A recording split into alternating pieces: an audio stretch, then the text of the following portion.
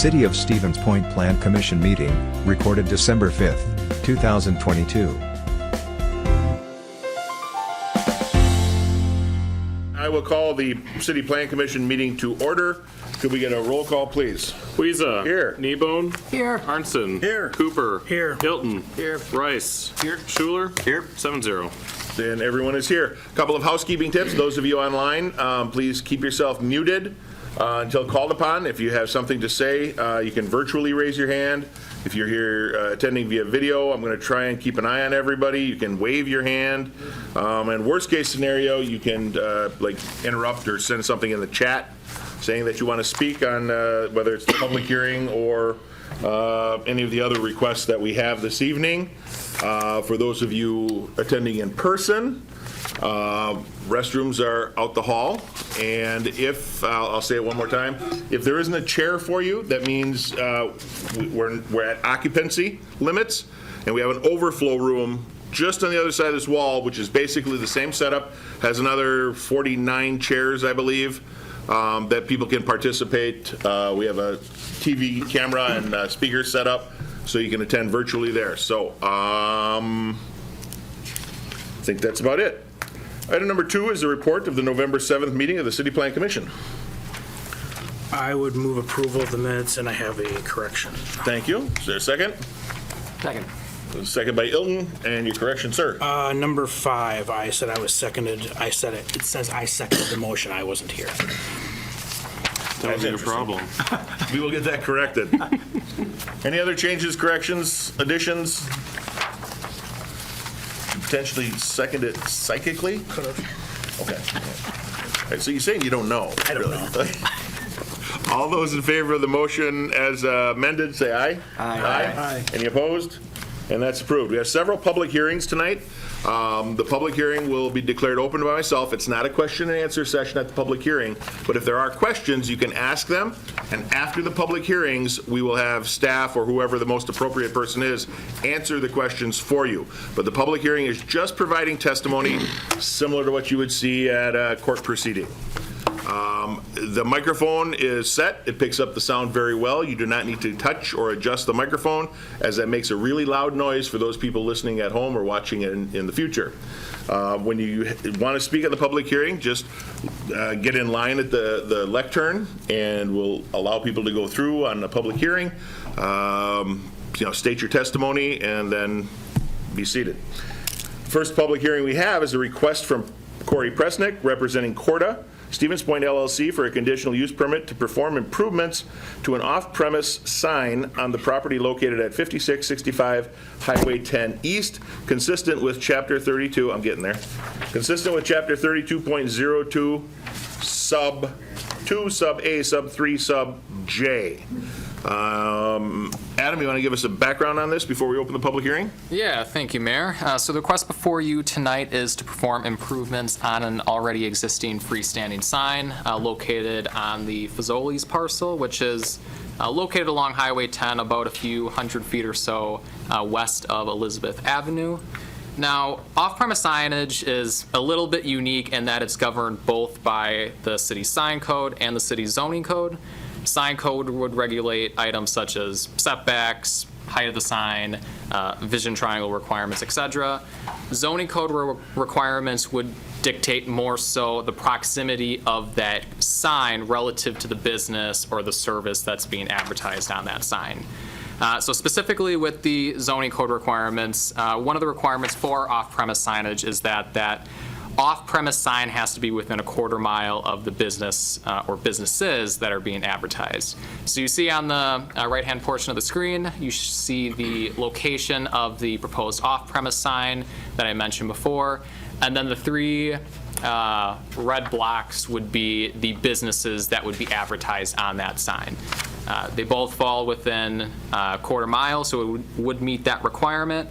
Second requirement for within our zoning code for off-premise signage is that off-premise sign cannot exceed either 100 square feet or the maximum size that's allowed in our sign code, which in this case would also be 100 square feet.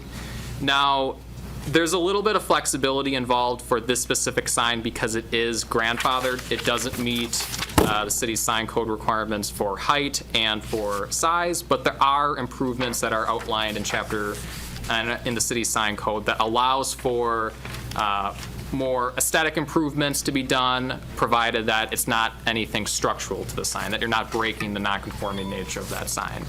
So city staff has been working with the applicant for the last few weeks or so, making sure that the proposed sign that you can see on the next slide meets the requirements in our sign code and zoning code.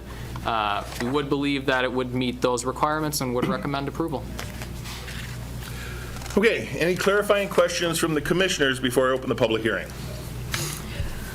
Yes. This might be more appropriate after. I wondered, how will it be lighted? Internal illuminated sign. Thank you. Okay, at that point, I will declare the public hearing open. Anyone wishing to offer testimony on this request, step to the lectern, please. Public hearing is still open.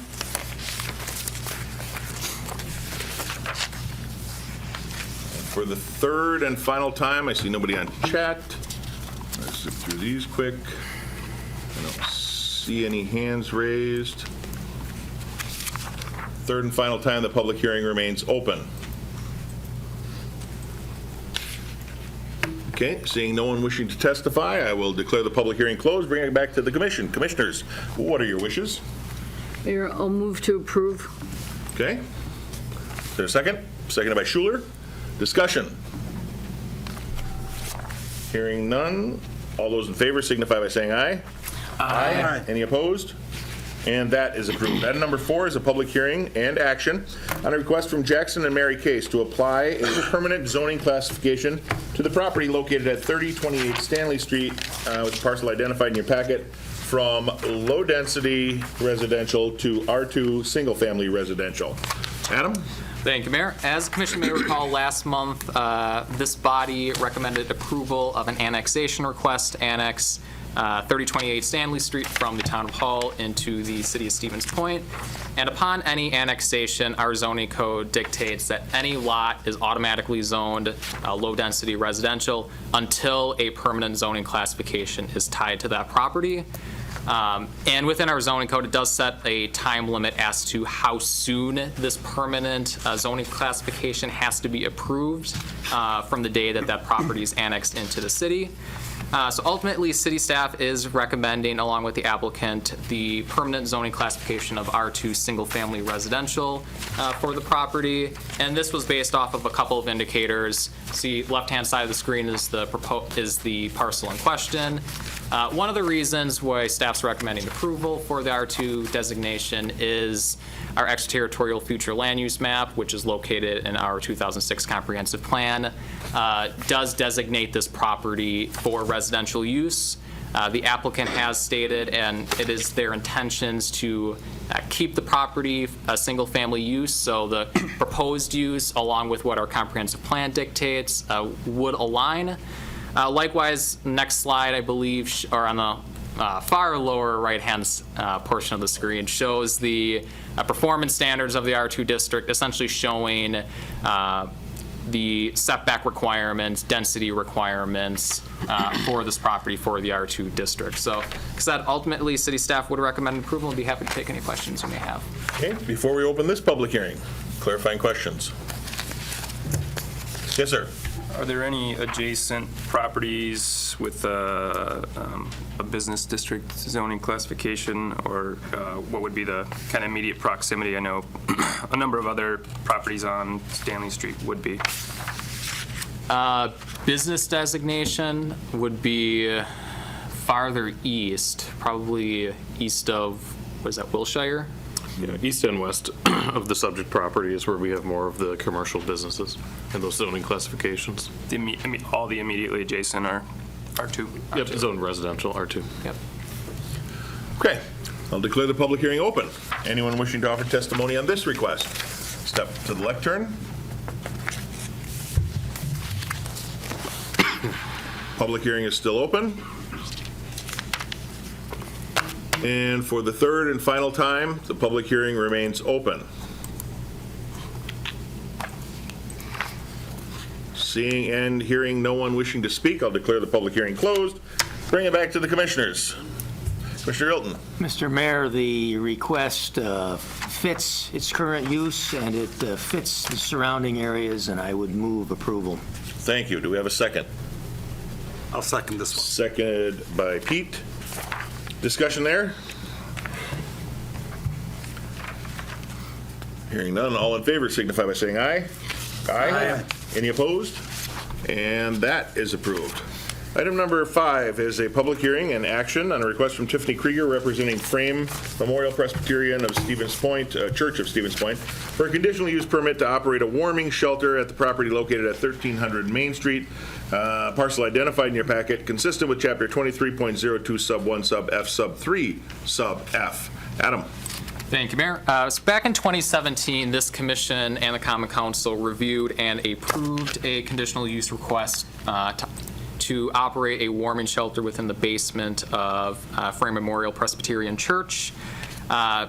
So since 2017, although they got the approval for the conditional use permit, there was a condition on that conditional use permit that said that conditional use permit would expire within 1 year and that the applicant had to essentially get reapproval for this conditional use permit.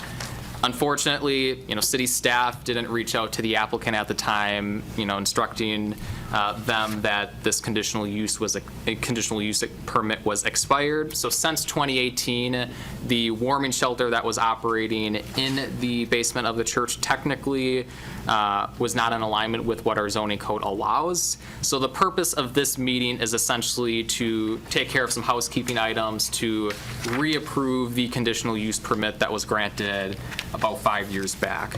Now, during the conditional use review back in 2017, there were a litany of conditions that were applied to that request, more life safety items that were fulfilled as a result of the warming shelter moving into the basement, items such as adding smoke detectors, providing improvements to the basement to promote ADA accessibility, et cetera.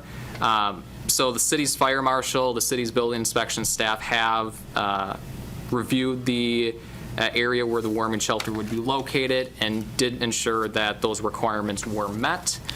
So like I said, the purpose for this meeting is to re-up for approval, and one of the safeguards that would be added with this conditional use permit is, while this is a one-time approval, there would be yearly occupancy permits that would be required through the inspections division, essentially making sure that the life safety items that were mentioned back in 2017 are adhered to year after year. So ultimately, staff would recommend approval. There's a series of conditions essentially identical to the conditions that were applied here in 2017. The applicant is here in person as well and can answer any questions. Okay, any questions before I open the public hearing? All right, then I'll declare the public hearing open. Anyone wishing to offer testimony on this request, step forward to the lectern, name and address, and provide that testimony. Public hearing, okay, there we go. Sean Morrow, I'm the alderperson for Area 11. I've worked with this group for a while, and the warming shelter is a great asset for us. It helps protect a lot of their homeless that we have, and I have actually seen the good that it has also done and the outreach that they have also done to try to help the homeless with their various needs, which are many, to try to get them so that they don't have to come back year after year after year. But this is a high needs group, and this is one of the only places that will actually take them in, because oftentimes the Salvation Army is full, and it's just a really good asset that we have here. Public hearing remains open.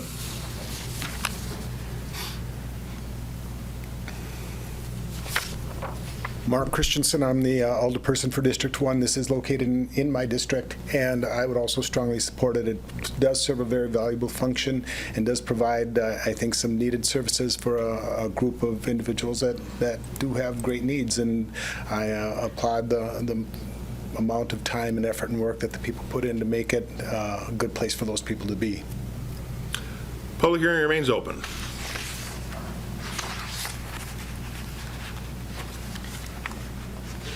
Stephen Klein, 301 Union Street. Just strikes me as a little time-consuming and redundant and tedious to have to apply over and over again every year, and I'm just wondering if there's a way that this could be approved in continuum. I mean, that wouldn't really impact inspections. Inspections happen with fire and safety ordinances yearly with businesses as it is, so I don't see why this would have to be any different, where they have to put in paperwork every year to do something that they're going to do every year anyhow. Thank you. Public hearing remains open. Public hearing is still open. And for the third and final time, the public hearing remains open. Okay, seeing none, I will declare the public hearing closed. Stefan, the conditional use would be in perpetuity. The occupancy licensing would happen annually, just like it does for a food restaurant, any other normal business. I guess I misheard you then. Understood. Yeah, it was approved for 1 year initially in 2017 to kind of prove the theory, make sure nothing was going to go wrong, and then going forward, it should be fine. Commissioners, what are your wishes? I'd move to approve per staff recommendations. By Arnson, I'll second. seconded by Kneebone. Discussion. They certainly do serve a good purpose for the unhomed in our community. Sorry. I was just going to say, it says a lot about a community and how we treat the least among us. Absolutely. All right, all those in favor signify by saying aye. Aye. Any opposed? And that is approved. Item number 6 is a public hearing and action on a request from Wayne Bushman, representing Wood Street Properties LLC, for a conditional use permit to construct a storage building on a property located at 2116 Wood Street, with parcel identified in your packet, consistent with Chapter 23.01, Sub 13, Sub F. Adam. Thank you, Mayor. So the request before you all tonight is to construct a 4,000 square foot storage building that would be located on the subject property. Now, this storage structure would house primarily scrap metal, lumber, more miscellaneous type products that are associated with industrial type uses. So if you go to the next slide, you can see again the subject property, and you can see there's several buildings already located on the parcel that serves varying degrees of light and heavy industrial type uses. And then the right-hand side of the screen shows the proposed site plan, again showing the existing buildings with the proposed buildings to the south and west where the mayor's cursor is located. Several city staff have reviewed the request, City Fire Marshal, Building Inspections Division, ensuring that their applicable code requirements would be met. So the reason for this conditional use permit is, as you've seen time and time again over the last several years, there's more than one primary structure on one lot. It would require a conditional use permit within our zoning code. So the purpose of this request is to review a conditional use permit to grant this additional principal structure on the property. Couple things I would just mention here. You show on the screen shows the proposed renderings for the building, but otherwise your bare bones performance standards for the site, density requirements, setback requirements, height requirements for the structure would be met for the M2 heavy industrial zoning district. And so as a result, staff would recommend approval. Questions from the commissioners before I open the public hearing? Okay, then I will declare the public hearing open on this request. Anyone wishing to offer testimony, step to the lectern. Public hearing remains open.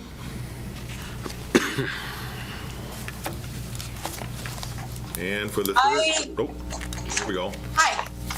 Yes, go ahead. Okay, so my name is Lee. I'm here with my parents. They are the homeowners of 2108 Perry Street, Stevens Point, and we received this in the mail with on this side. It says that the storage, like it'll be like all around, and it seems that the red line that they're crossing is right. It crosses through our house. So we're not sure if this will impact the value of our property or. Sure, and I can explain what the red line is. Our zoning requirements have us notify any business or resident within a certain area of a particular zoning request.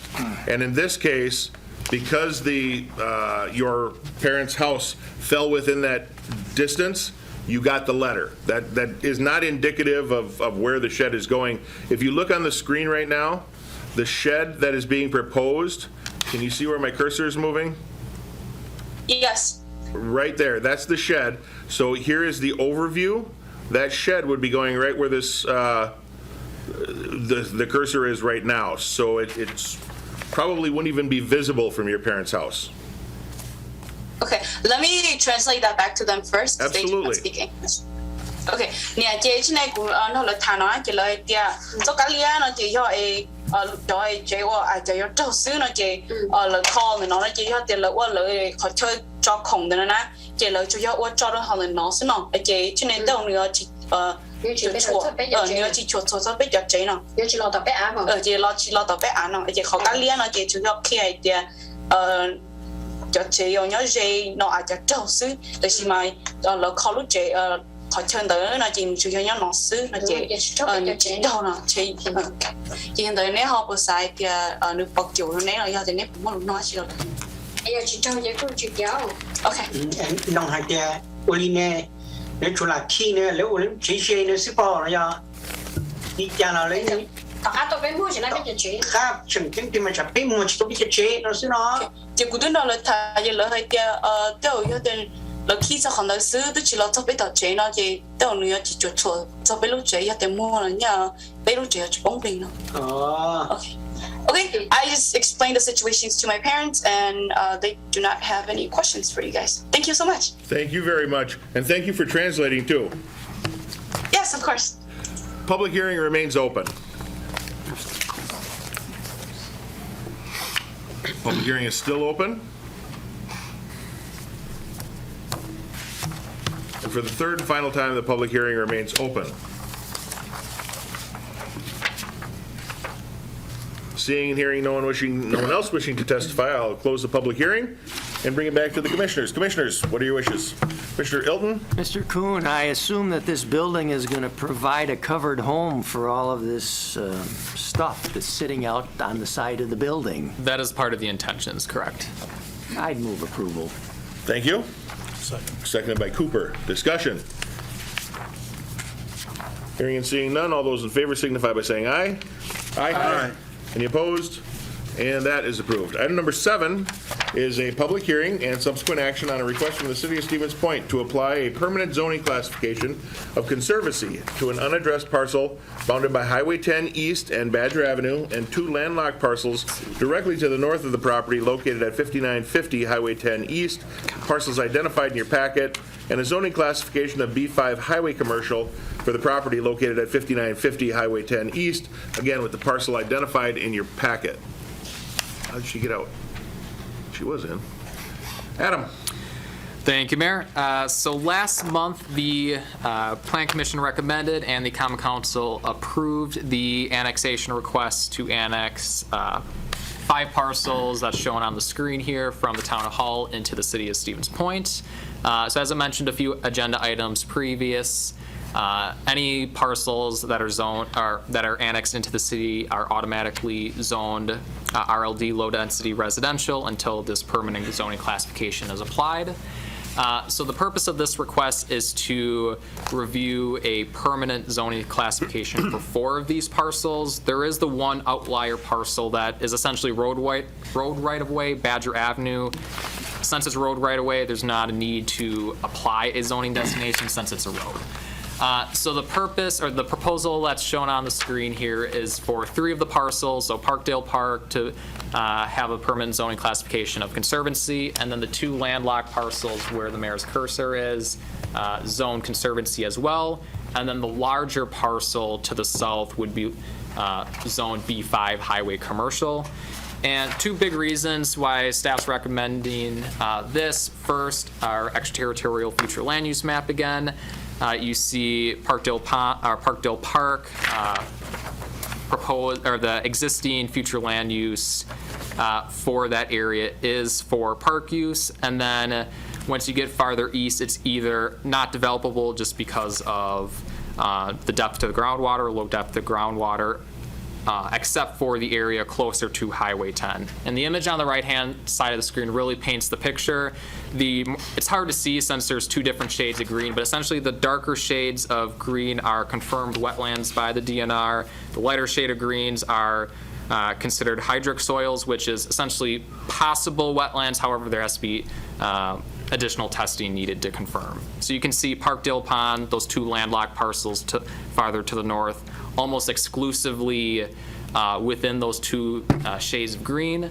That larger parcel that's proposed to be B5 highway commercial, there you have a little bit more flexibility. So given that, and given the fact that our extraterritorial future land use map designates part of that property for higher intensity residential or commercial use, essentially the proposal is to keep the option open. You know, there isn't any development that's planned at this time, but should there be in the next 5, 10, 20 years plus, you know, at least give staff some flexibility. And as we mentioned last month, since city staff is the owners of the parcel, you know, it'll be more indicative on us, and we'll be able to make sure that should any development occur, that it keeps these environmental constraints in mind. So with that, we recommend approval. Okay, any clarifying questions from the commissioners? Hearing none, I'll declare the public hearing open. Anyone wishing to offer testimony on this, step forward, please. Hello, Deanne Donahue, 3395 Howard Avenue. I am the treasurer for Portage County Youth Soccer, PCYS, and our complex sits kitty corner from the property that you want to turn into B5 zoning. We had previously met with Mayor and Ryan regarding possibly extending our complex. We ran into a few issues due to not knowing if it is actually wetland, if we can use that for additional soccer fields or not. And the weather, the timing, it got too late that we could not do any delineations.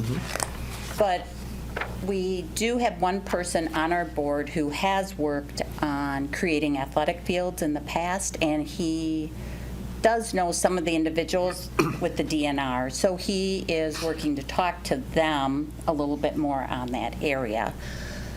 If that is turned, or the zoning is turned to B5, would that preclude us from being able to expand? No. Thank you. Sorry, we don't normally answer questions during the public hearing, but that one was an easy one. Public hearing is still open. Hi, Cynthia Kiesling Sager. We are the property owners at 5972 US Highway 10 East. We are the very small little parcel there right in the corner. And we'd like to voice our concerns about the rezoning of that B5 parcel and have some questions. One, we have some concerns about increased traffic, the business, depending upon whether it's commercial or office or retail, what that might be, the increased traffic, potential noise. It is adjacent to our property on 2 sides, both the west and the north side. Concerns about potential, any kind of effect on water quality, should there be development in that parcel, and then overall effect on our property value. Questions we would have would be, they did mention that there are not current development plans. That was one of them. And if there was, we wanted to know whether there was an actual developer who was already involved at this point. Are there any future plans to annex any of the other surrounding properties to the east? Will that continue to move towards the east? And then our other concern revolves around the wetlands, and although there aren't as much impact towards that particular parcel and on our parcel, if there is development, will that have an impact on there, and will there then be some other repercussions or circumstances that might affect our property because we are adjacent? So. Okay, and we'll get your questions answered after the public hearing. Sure. Thank you. Public hearing remains open. Public hearing is still open.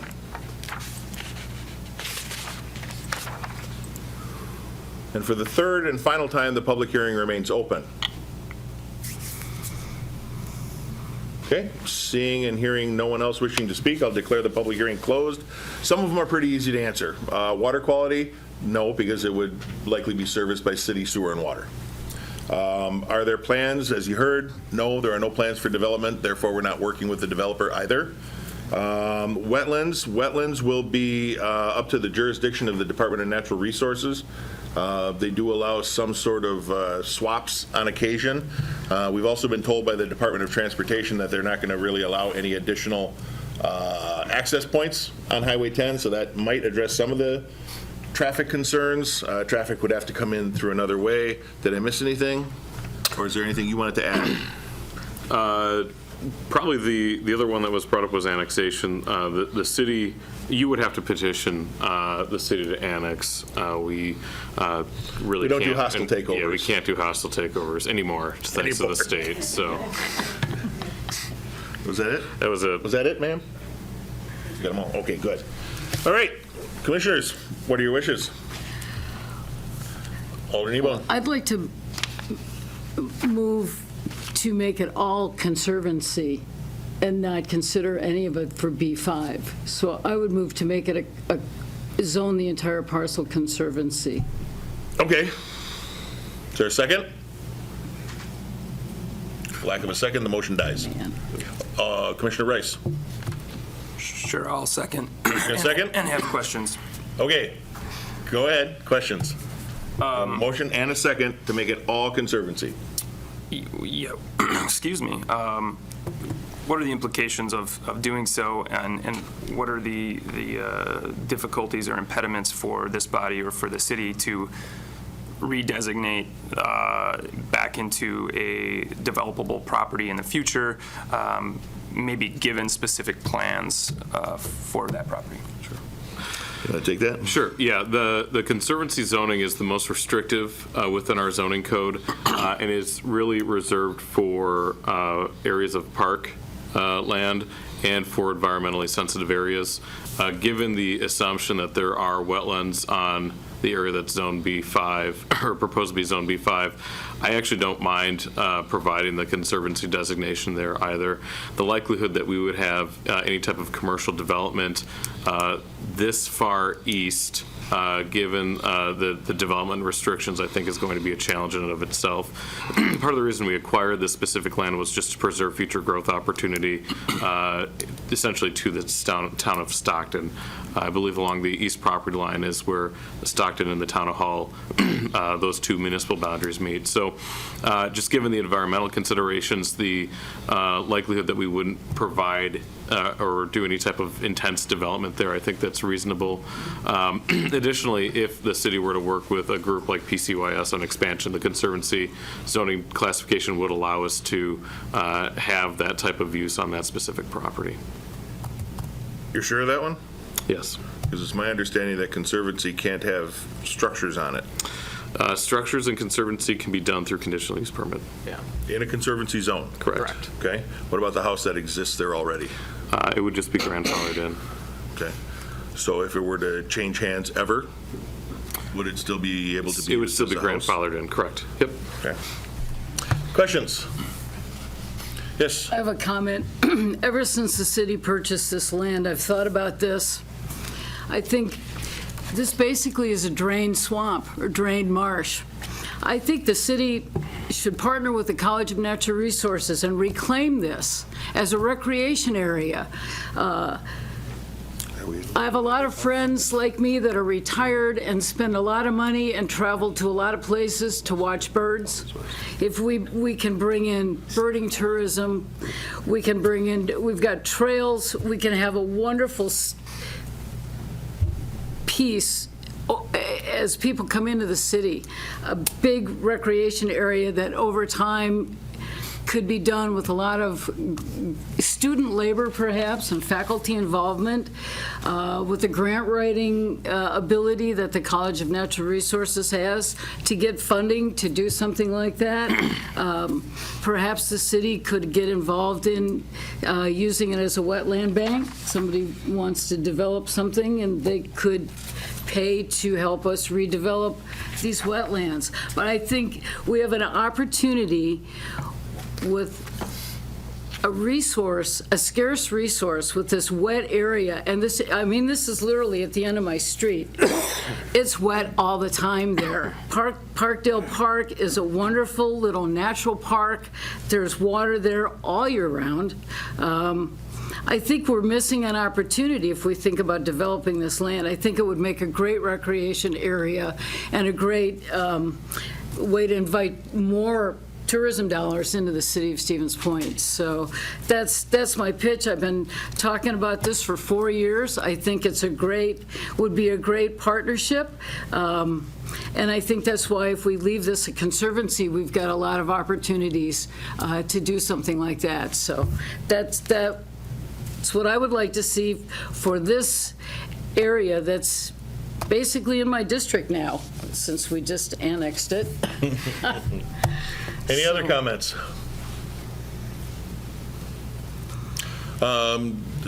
Commissioner Rice's question talked about how difficult would it be to change the zoning once it's set in conservancy. And I don't know what things were like in the county, but generally if it was zoned conservancy, it wasn't going back to anything else. You could always rezone the property from conservancy to whatever residential or commercial district that the body thought was appropriate. Typically, when we go through rezoning, it's because of a specific development, and that would be driving which zoning district we would look forward to, or we would try to implement. Again, in this area, given the likelihood of wetlands, the likelihood that we would actually do any type of commercial development here is pretty low. Right. So to answer your question, Mayor, basically, land can be rezoned out of conservancy, but it would require a delineation showing where the wet areas were, and it would be the upland areas that could be eligible for rezoning out of conservancy into a different district. Okay, so if you're going to the develop wetlands this, that exist, though, couldn't be changed to anything other than conservancy. You can through like wetland banking fill wetlands in order to develop a parcel. It's cost prohibitive just depending on how much you're going to be filling, right. Because you have to buy the credits from the DNR essentially to fill the wetlands. So yeah, the delineation, let's say the south part of that parcel along Highway 10 doesn't have any wetlands. Likely, since the city owns it, we would have to do some type of lot split.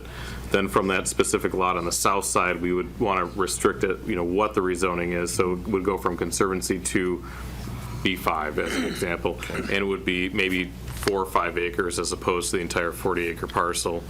So you would try to limit the amount of rezoning that you would do in that specific instance, likely just trying to exclude anything that would impact the wetlands. Okay.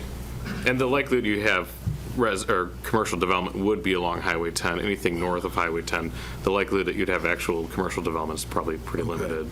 No, and the concern I have is that we're kind of potentially zoning on the fly here. Staff recommendation is one thing, and then at the item, we're trying to consider another form of zoning. That makes me nervous. I want to make sure we get all of our questions answered, because obviously now we don't have time to do that. Question? Yes, sir. Who will remain the owner of the property? City of Stevens Point. Okay, well, oftentimes in a situation like this, when you are worried about zoning something and then with the possibility of rezoning in the future, you're worried about adding extra expense and time to the person who's developing it. In this case, it's the city's property. The rezoning would be a fairly straightforward process, and it would be only based on an idea for development and after determining just how much usable land there was on the parcel after a delineation. But Portage County Youth Soccer has been looking at expanding their facility, and in all likelihood, I can't speak for them, but it seems like you'd want to own it. If you're going to expand onto it, that creates another challenge. So we're certain, of course, that the rezoning won't prohibit its current plan. Right.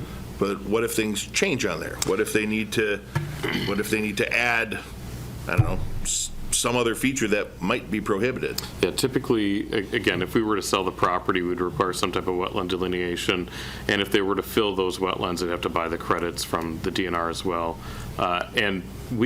But that wouldn't impact zoning because the Conservancy zoning allows for athletic facilities like soccer fields, football fields, things of that nature. So if that's a specific developer, as an example, the Conservancy zoning would not impact them. What would impact them would be the wetlands, make sure that delineation occurs, and if they are going to fill them, they buy those credits and do the filling through the DNR.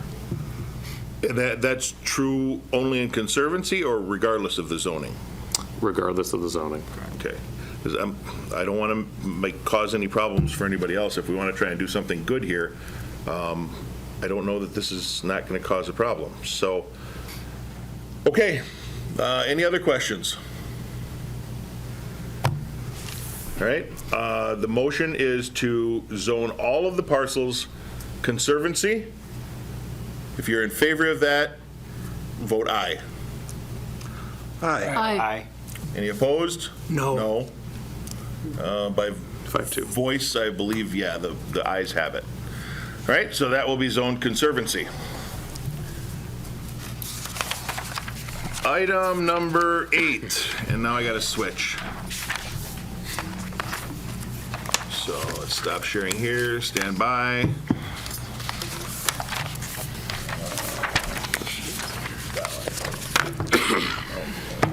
Share it, where'd it go?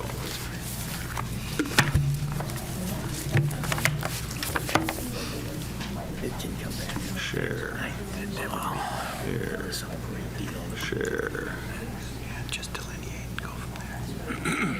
You guys make it awful difficult for me, you know that, right? We try to do our best. Okay, definition of family. This is something we've been talking about for, generation or two. And the Housing Task Force, that was the most recent version of which was recently created, was charged with finding solutions to some of our housing issues. This request comes directly from the Housing Task Force. We've got the Chair Dalton. I know I saw President Johnson here, Noah. We've got several members of the Housing Task Force that are on this or in this meeting. But I wanted to make sure we had an opportunity to give a presentation for those of you. Actually, Dave, I think you're probably the only one that's talked about this one before, that's left on the Plan Commission. So we want to give everybody a refresher on where we've been, how we got to where we are, and what we're talking about tonight. So, Director Konoski. Thank you. You can scroll to the next page. That's the next page. You got to make it full screen. Oh, if I make it, okay, hang on. I'll zoom out. There we go. All right. So before we start, there's a lot of text. It's really hard to explain this in pretty pictures. So I do apologize. I also apologize. I have a monotone voice. So if you do fall asleep, I can't help you with that. So let's get the camera on the screen so the folks at home or watching later can follow along. Thanks. Thank you. So next slide. So a little bit of recent historical context. As the mayor mentioned, the Housing Task Force was established during the summer of 2021, and their main charge was to review the city zoning code, some economic development policies, and community engagement opportunities to address essentially the city's housing stock. How do we expand it? How do we change it? How do we make it more citizen-friendly? In September of 2022, a smaller working group was established essentially to look at the crises of the homeless and unsheltered in our community. And from this working group, one of the main concerns that they had was, the most immediate impact to addressing the unsheltered crisis in our community was revising the definition of family. I will say the Housing Task Force is made up of housing professionals, realtors, landlords, city staff, and advocates, and is, I believe, about 17 total members. Additionally, in October of 2022, the Housing Task Force recommended that the Plan Commission and Common Council take up the definition of family. Again, concerns over the unsheltered in the community and the impending cold weather were really kind of the two driving forces behind that. At the time, the Housing Task Force voted to either do one of two things: increase the number of unrelated individuals from 2 to 4. We'll get into the specifics and the semantics of our existing zoning code in a bit, or move the definition altogether and base it solely on habitable floor space of that specific property. This was also, just for a quick note, that the warming shelter that was just re-upped this evening had opened earlier this fall, and ultimately was already turning away individuals from the facility because of overcapacity concerns. And I will note that the votes taken by the Housing Task Force were unanimous. So in order for us to fully understand the city's historical context, we have been defining family since the 1936 zoning code. Anything that happened before that, we don't have records of. The fact that we still have our 1936 zoning code in a binder is pretty incredible. We had to get rid of the stone tablets. That's right. Prior to that. At that time, family was defined as one or more persons occupying a premises and living as a single housekeeping unit, as distinguished from a group occupying a boarding house, lodging house, or hotel. Within that zoning code, a boarding house, lodging house, and hotel were also separately defined. In 1956, the city adopted a new zoning ordinance. We also had a copy of that, where the definition of family was the body of persons who live together in one dwelling unit as a single housekeeping entity. Next page. So seeing that there were major population changes at UW Stevens Point and the conversion of owner-occupied housing, converting to rooming houses, a new definition was established. From UWSP's Office of the Registrar, in 1960, the population or the number of students at UW Stevens Point was 1,802. By 1970, that number was 8,734. So a pretty significant increase in the enrollment at UW Stevens Point. And you have to house these students somewhere. At the time, a number of the residence halls or dormitories were being constructed, but they could only occupy about 3,000, 4,000 or so students. The remaining students have to live elsewhere, typically off campus, in the area historically around the university. So in 1967, the family definition was changed to any group of blood relations in one dwelling unit as a single housekeeping entity. We also further defined rooming house because that was where some of the challenges with density and overcrowding were occurring. And then we specifically identified family and the definition of family per zoning code. So in single family zoning code, not over 2 boarders or lodgers not members of the family.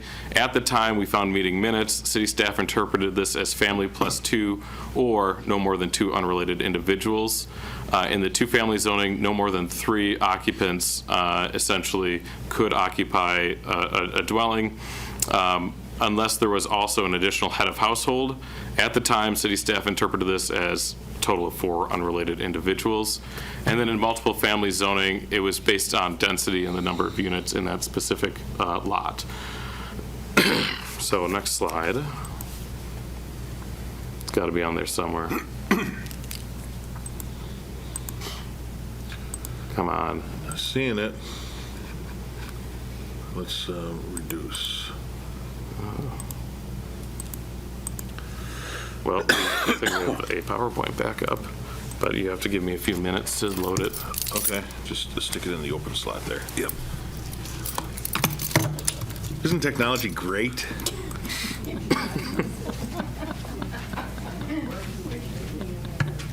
I'm not seeing. Stop share.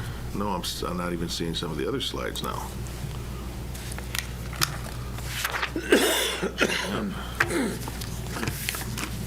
I was on a roll too. I was feeling really good. You were? Yeah.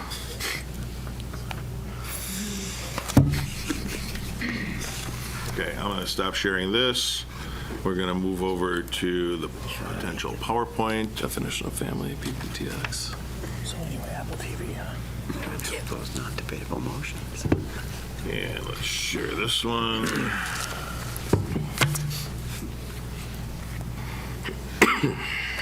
Excuse me. What?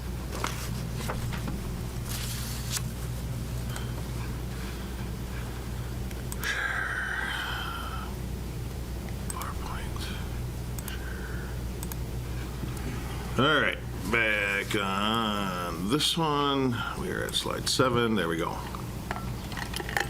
Okay. That should be where you're at. In 1974, the U.S. Supreme Court heard a case from the village of Belterre versus Boris, and this is pretty much a landmark case as it relates to zoning, and it's taught pretty much in most land use courses, but it talks specifically about the village of Bel Air, New York, is home to Stony Brook University. Similar situation, 1974, where a bunch of students leased a house in a single-family zoning district. The village ultimately brought an eviction notice against because the students did not constitute a family within their zoning code.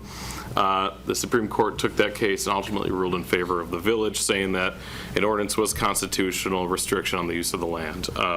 If you want to get into land use theory and policy, there's a lot to read on it. But in this specific case, the only reason we're bringing this up because it is an established or precedented Supreme Court case. And pretty much additionally said that it provided the municipalities the ability to differentiate between related and unrelated families, and that it was permissible.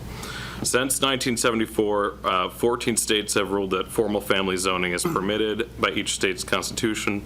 In 5 states, those being New Jersey, California, Michigan, New York, and Iowa, they've banned the practice altogether, so municipalities cannot regulate family in those specific states. Wisconsin is one of the states that has taken no action on this specific item. So there's been no Supreme Court case as it relates to that. Also important, but not within the PowerPoint, in 1978, the U.S. Supreme Court ruled that cities cannot discriminate or prevent blood relatives from living together. So in that specific case, as long as you're related by blood, a municipality can't say, you can only have 5 persons if you have a family of 10. So as an example. Next slide, please. In 1979, the city adopted a new zoning ordinance, and this is where the ordinance that we currently have is established. And essentially, our definition of family is an individual or 2 or more persons related by blood, marriage, adoption, foster child arrangement, or similar legal relationship and functioning as a single housekeeping entity, or each individual or persons plus 1 individual not having such similar legal relationship but functioning as part of the single housekeeping entity. It's a mouthful, but essentially it says you can have no more than 2 unrelated individuals or a family plus 1 unrelated individual. And again, this is what we've utilized today, and arguably it's worked well since 1979 in preventing conversion of existing homes to rooming houses. So next slide, please. And it worked for the Brady Bunch. That's right. This slide provides some specifics. This is a similar slide that was provided to the Housing Task Force when they were discussing this earlier or last summer, my apologies, and just goes through specifics in terms of what is legal and what isn't legal under our zoning ordinance. I'm going to read through all of them. We can provide this as a presentation on the city's website, or if anybody wants specifics, you can email me, but more than happy to talk about this at another time. Next slide, please. So we talked a little bit about the definition of family and what it has been utilized for in the past. This is probably our most recent example, 1208 Reserve Street. The property had been single family since it was constructed. In 2020, a UWSP student purchased it. He then began living in the home, and he rented out the 3 other bedrooms, which provided total unrelated individuals at 4. If you might recall, we allow no more than 2 unrelated individuals. So if the student plus one of his friends wanted to reside at the house, that would be considered legal. But because there were 4 unrelated individuals living at the property, a zoning violation notice was provided. Ultimately, the owner of the property petitioned for a variance from the definition of family through our Zoning Board of Appeals. That was ultimately denied.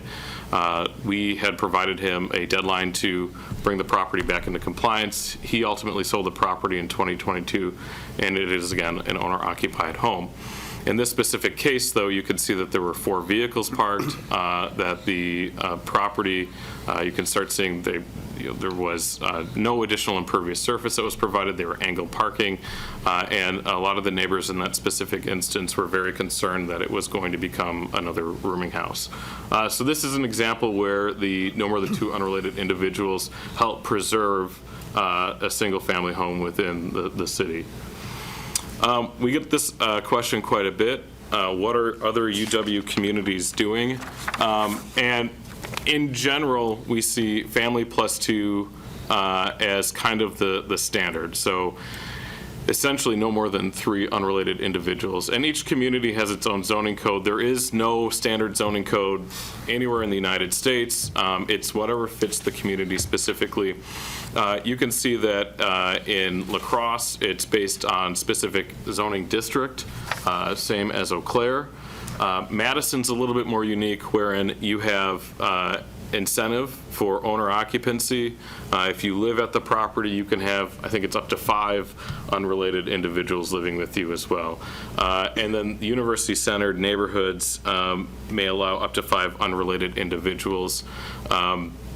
I'm blanking on the name of the street, Mifflin Street, where you've got large party homes. In those specific cases, the city of Madison has restricted the number of unrelated individuals to 5. I will state Madison is currently going through a rewrite of their definition of family. But this was one that I thought was really interesting because it was an incentivizing, they tried to incentivize owner occupancy, but by allowing additional renters as long as the property was owner occupied. Also, in some specific residential zones, they allowed up to 2 unrelated if they were pure renters. Other communities like Platteville and Whitewater have overlay zoning around their campuses that are specifically designed to allow no more than 2 unrelated. The Housing Task Force and city staff has a concern with that because you are pushing students further away from campus, and that's just kind of land use policy that we can get into in a little bit. So next slide, please. We often get asked, why should we define family in the city zoning code? I think before we really get into that, city staff recognizes that defining family should at least be changed to be more inclusive. The nuclear family, nuclear family, the typical family that I think a lot of us think about isn't necessarily a thing anymore. And so we need to be cognizant of that and ensuring that our zoning code and our land uses are inclusive to ensure that we're providing the most progressive planning mindset that we possibly can as a community. Outside of that, we look at why would we define family or household entity or housekeeping unit. The biggest argument is for preservation of our neighborhoods. Arguably, the neighborhood around the hospital and Gerke Park are still, for the most part, single-family owner-occupied because of what occurred in 1979 and the restriction that no more than 2 unrelated individuals is allowed to live in a home. There is argument that through land use policy, the likelihood of a landlord who typically has more financial means to acquire a home and rent it to 3 to 4 individuals to make funds. That specific zoning policy has prevented that from occurring. It does not reduce the likelihood of landlords purchasing these homes and renting it to a family. That is still something that could occur, and we have started to see some of the homes within the Hospital and Gerke Park neighborhood, as an example, become or flipping over to family-occupied rentals instead of owner-occupied family rentals. We talk about this quite a bit. The current definition has encouraged, through the loss of grandfathered status, the return of historic rooming houses back to single-family ownership or single-family occupied homes. And then it encourages home ownership over renter-occupied homes, which provides a more stable neighborhood. Additionally, this is a major tool for families to build wealth. Owning real estate has historically helped families build wealth over a generation. Kind of continuing. I'll get to the other side, I promise. So we also talked about regulation of density in our existing neighborhoods. As we saw on the 1208 Reserve Street example, we had a number of cars that were parked off the parking driveway and on the front lawn of that specific property.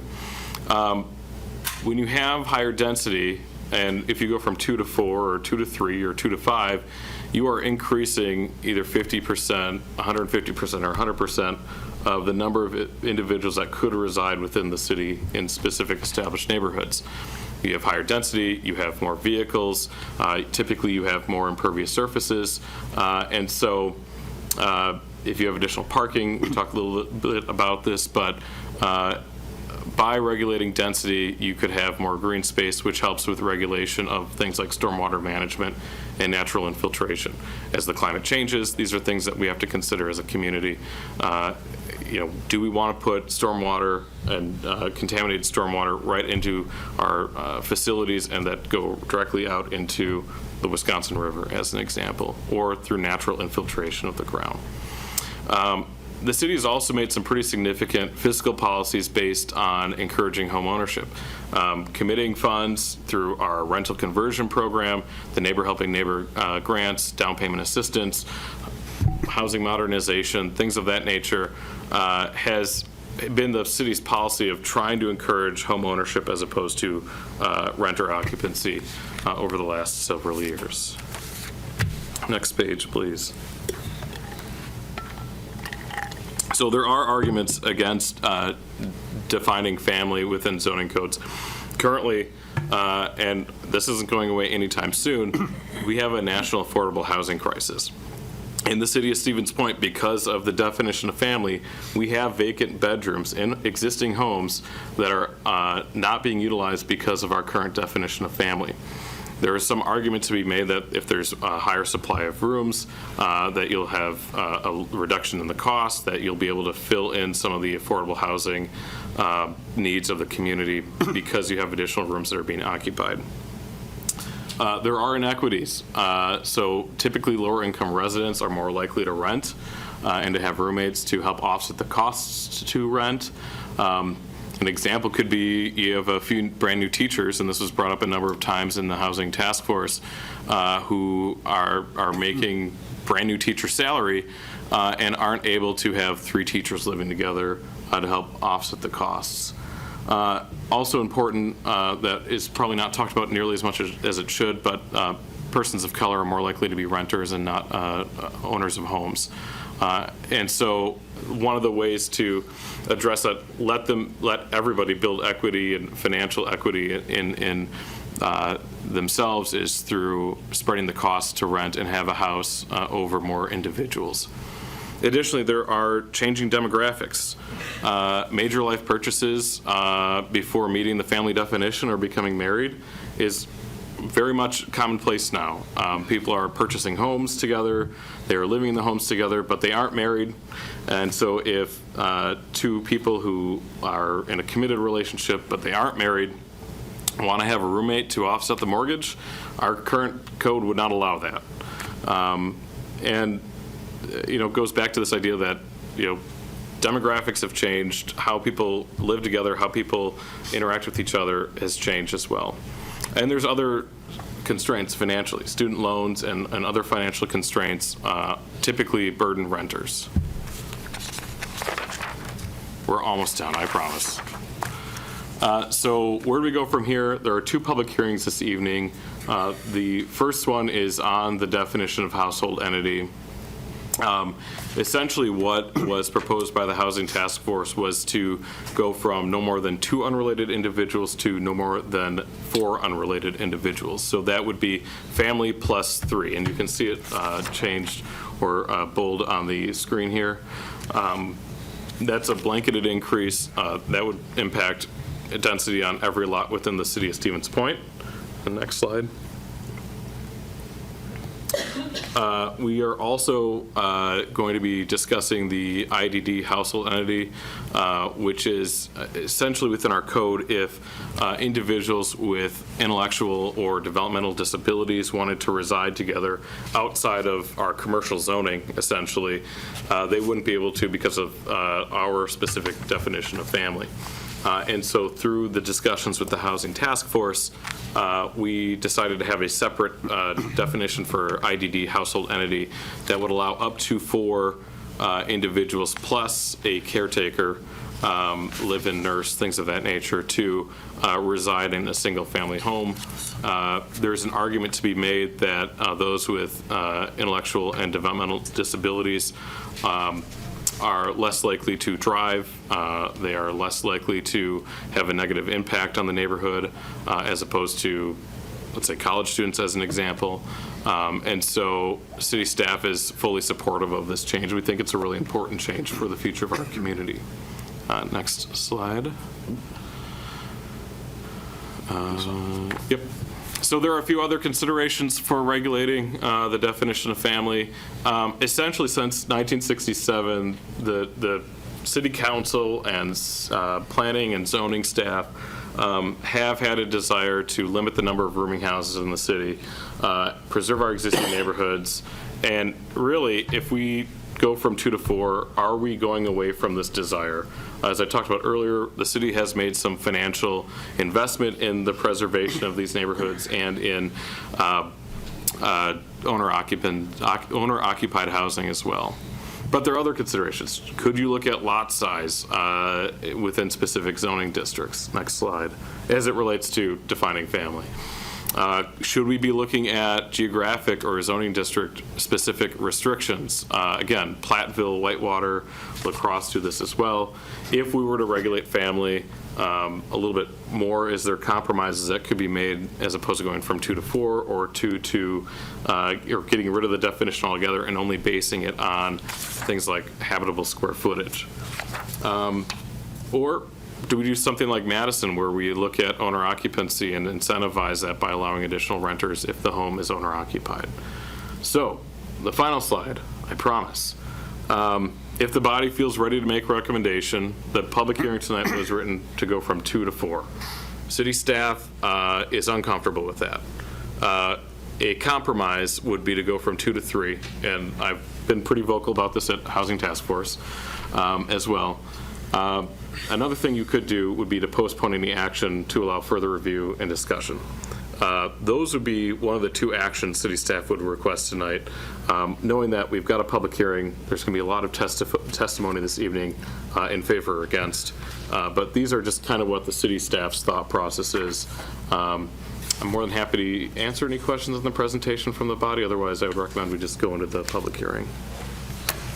The questions on the presentation. Okay, I know there's a lot of people wanting to speak here. We did receive a bunch, I lost count, of comments via email. Those were provided to all of the commissioners. There are also hard copies on the table. I don't know that we have enough for everyone, but if anybody wants those comments, they are available.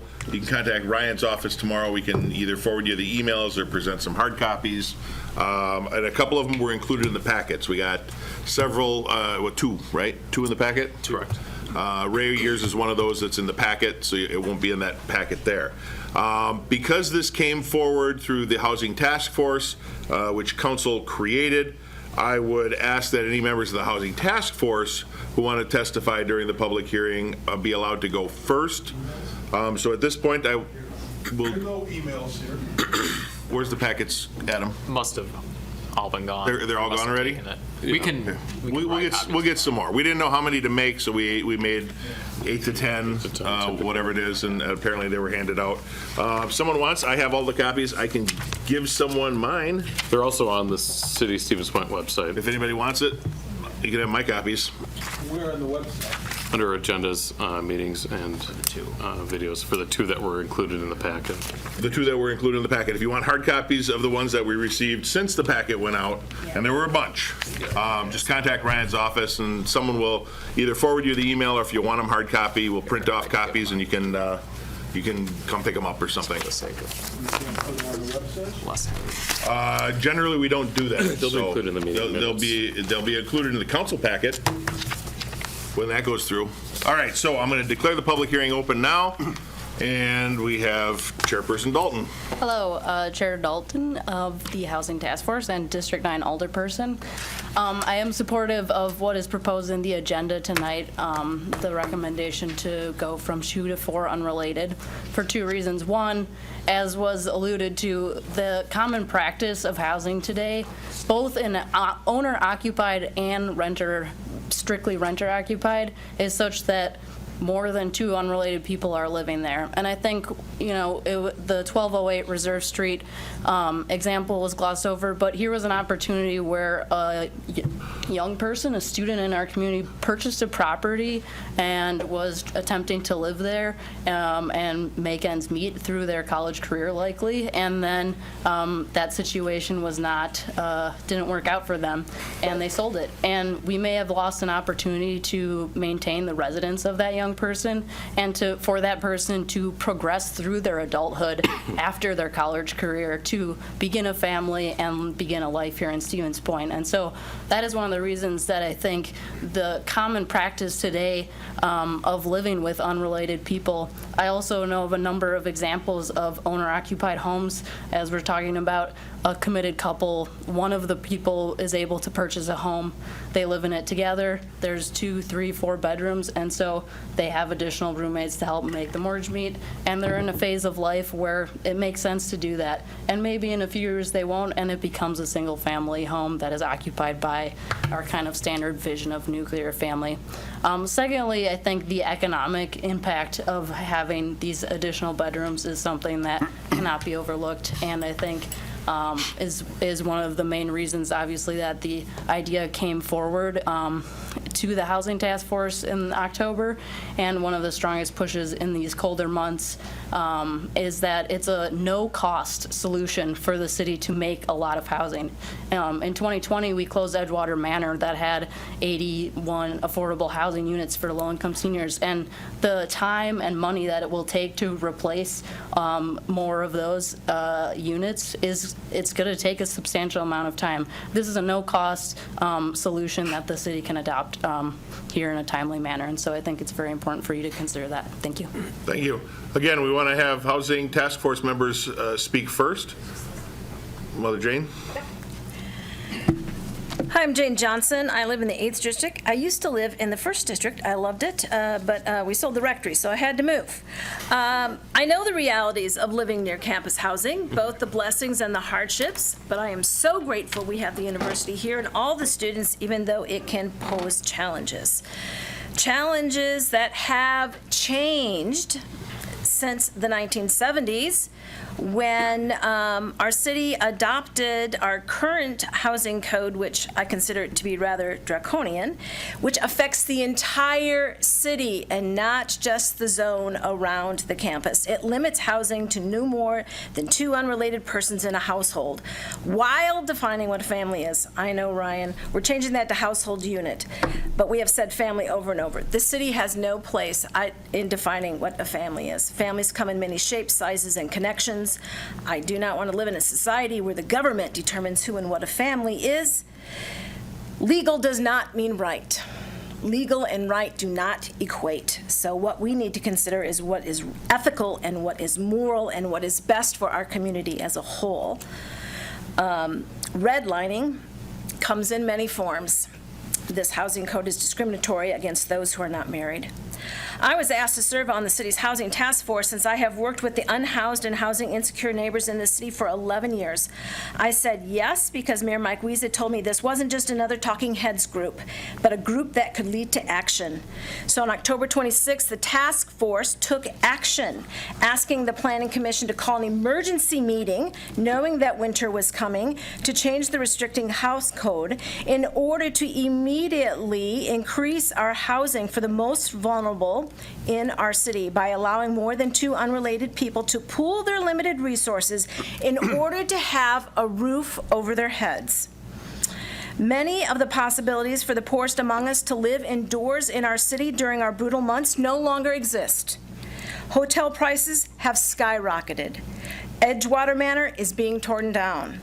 Point Motel was torn down.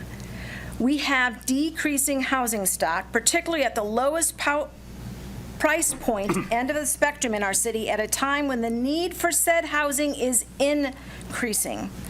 The task force, knowing winter is approaching, with the faces of the people that I see every day, real people, human beings, your neighbors in mind, we asked for an emergency meeting so that this commission could take the simple step of increasing our housing density by doing one of 2 things. Take out any number considering household units that we already have in place, and because we already have a regulation in place based on square footage. That is already in place. Or if you have to keep that in, increase the number of persons allowed to 4. No, it's not going to solve all the housing issues. We have a lot.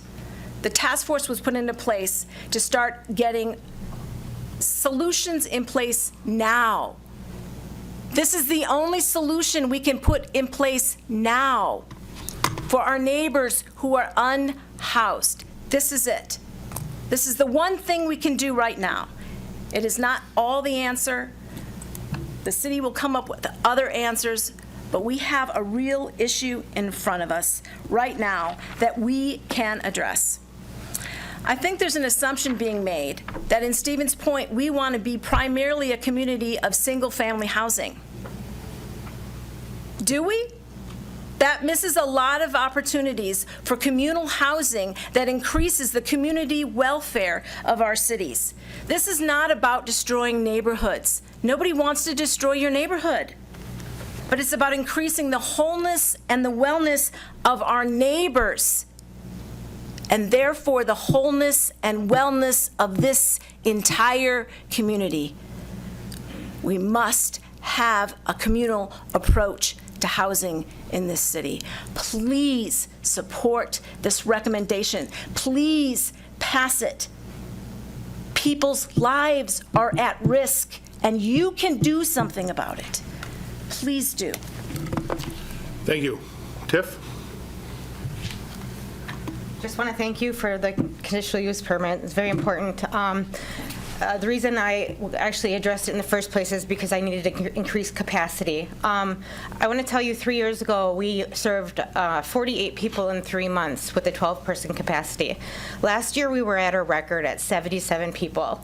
That was really hard for us to move people along, find housing, especially in Stevens Point. A lot of times, we have to figure out how to get people out of Stevens Point to find housing. My concern, my great concern, is this year. Like you said, we had to open early, and we were over capacity on day 1. So far, in a month, we've served over 37 people. Could be even more because I'm not sure the last couple nights. That's already half of what we served in over 5.5 months last year in 1 month. So if you guys can't see, we're facing a crisis here for housing. We are, and we have to do something. And being a part of the housing task force, this is our first step. And I really hope you guys take this into consideration, because a lot of my people at the shelter have a job. They don't make enough to have their own place. They don't necessarily make enough to share one, but they definitely could triple and quadruple up. So this is very important in the world I see in the kids' closet and the world of poverty in our community that is fully surrounding me. I had a family just last night having to move out of town into someone's basement because they had nowhere to go. I think it's unacceptable, and it's time to start making some changes here. Thank you. Noah?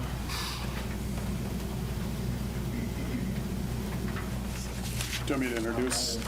It's probably a good idea, and we should have probably had Mother Jane talk about One Big Tent and Tiffany talk about all the work she's doing, but introduce yourself and let us know how you represent, what demographic you represent on the Housing Task Force. Okay, my name is Noah Aschenbach. I was asked to be on the address 10115 Yellow Brick Road in Amherst. I'm one of those evil people that do not live in town. I was asked to be on the Housing Task Force because I have served in the area for over 20 years. I'm a real estate agent. I own a brokerage in town here. Also a landlord. A small portion of our properties are student rentals. I actually looked at the numbers today. Less than 10% of our properties are student rental. We're mostly non-student and commercial. We own 3 buildings downtown also. In addition to that, as much as I don't live in town now, up until 6 years ago I did. Came to Point, went to school here, lived on campus for 4 years, bought a property on Briggs Street, post-collegiately lived on campus for another 2 years, just down the road from Cindy, and then lived on Ellis Street for another 8 years after that. So I've lived in town for 15 years. Feel that I approach, I think often we're written off just because I'm a landlord, but I think that I approach housing from a unique perspective, that I can see it from a bunch of different viewpoints, also a fairly educated one, and invested. I own a company here. I've helped over 1,000 families move to the area and relocate. I've been saying for years that the definition of family, the two unrelated, has hamstrung the community. It has forced, everyone loves to complain about the rooming houses on campus. The two unrelated has created that. It has forced everyone to live in these existing properties that may or may not, some are dilapidated, some aren't.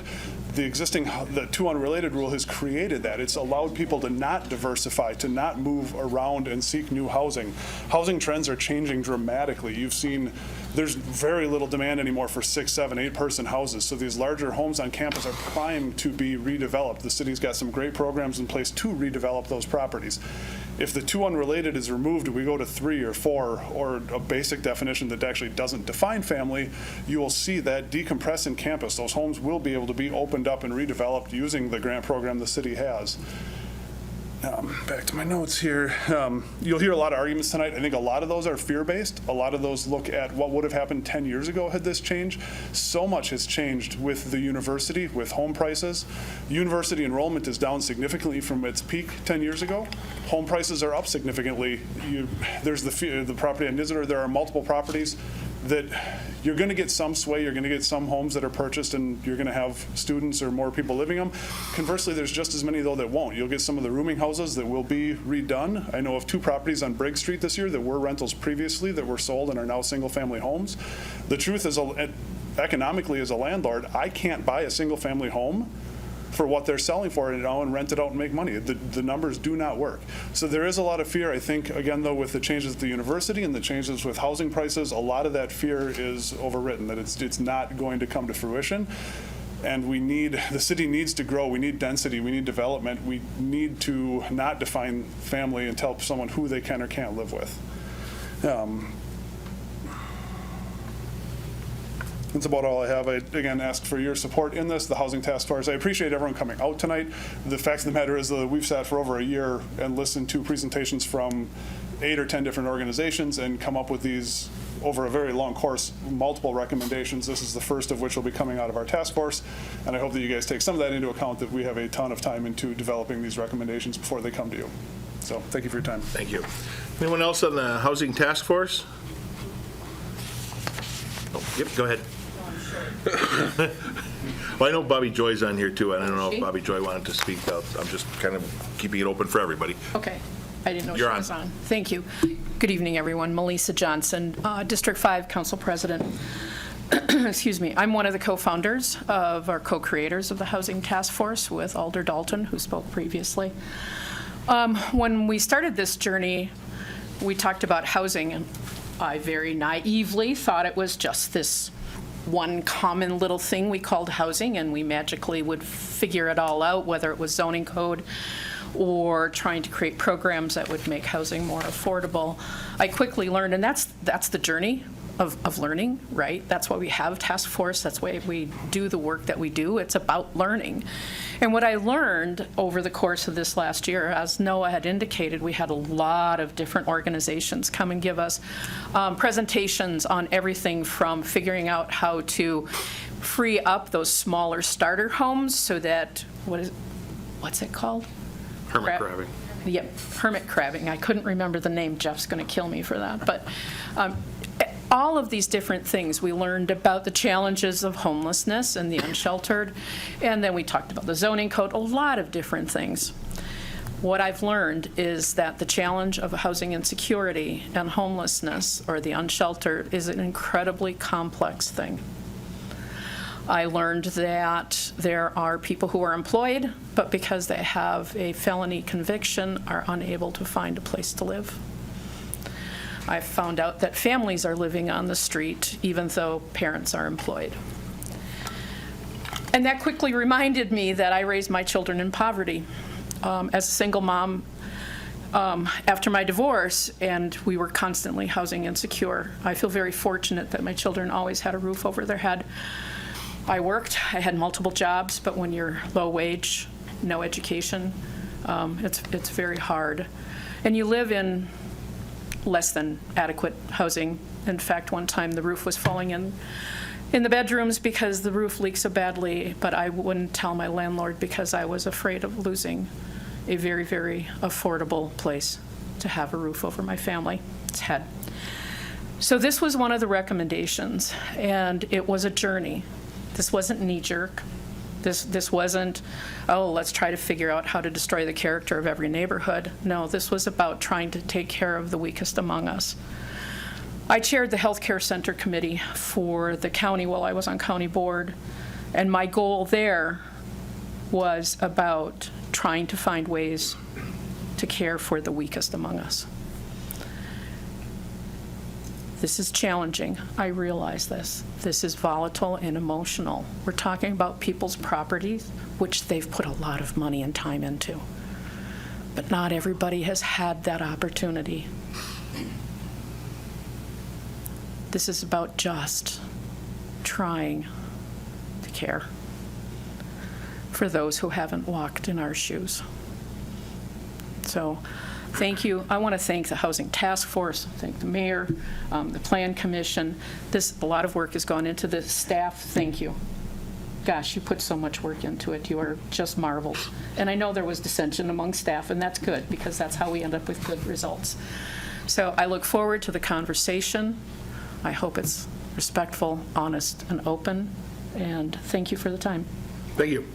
Anyone else from the Housing Task Force? Okay, let's open it up then. Thank you, gentlemen, for waiting patiently. Whoever wants to go first.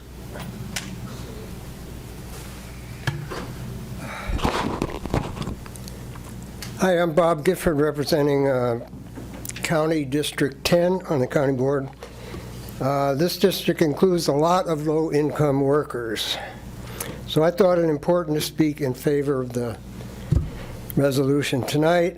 I try to advocate for our low-income working class who are up against the weak economy syndrome that we have going on. I see no end in sight for that. And I do feel our low-income people are underrepresented in counties in Wisconsin generally. So, public policy advocacy requires a data-based case for evidence-based policy making. You'll hear a lot of that in the years ahead. So in looking at the affordable housing crisis that's been mentioned several times, in our region, I rely on two things: the United Way Alice report, which is just a giant data drop, and the CAP Services Community Needs Assessment, also a big data drop. And United Way consistently shows Stevens Point having 44% of our households under economic stress, the acronym ALICE refers to that. And rent costs being the major factor in the stress, okay? And the CAP Services Board just passed recently the Community Needs Assessment, which consistently shows unaffordable housing for people at or below 50% of area median income. That's quite a small amount that's affordable, okay? In fact, last month, the county's Diversity Affairs Committee had kind of a session where Supervisor Vinnie Moresi welcomed a bunch of people who are on the front lines of housing insecurity. I know Bobby Joy was in that session representing CAP. And so the housing insecurity is on the agenda. Whether anything passes tonight or not, it's going to remain on the agenda. And this proposed change won't suddenly fix the affordable housing shortage. Although, as Alder Dalton pointed out, it's a zero-cost way of getting at part of it. So just think of it as one solution step toward a whole suite of solutions, as they say. And from my side, I'm going to work through the Wisconsin Counties Association to join with the National Counties Association, who just formed an affordable housing task force, and see if we can bring Wisconsin communities together with the national counties to bring back to the local government level federal and state resources, that is money, to build out a large number of higher quality, energy efficient, low income public housing. And this step tonight could start the process, but I don't think that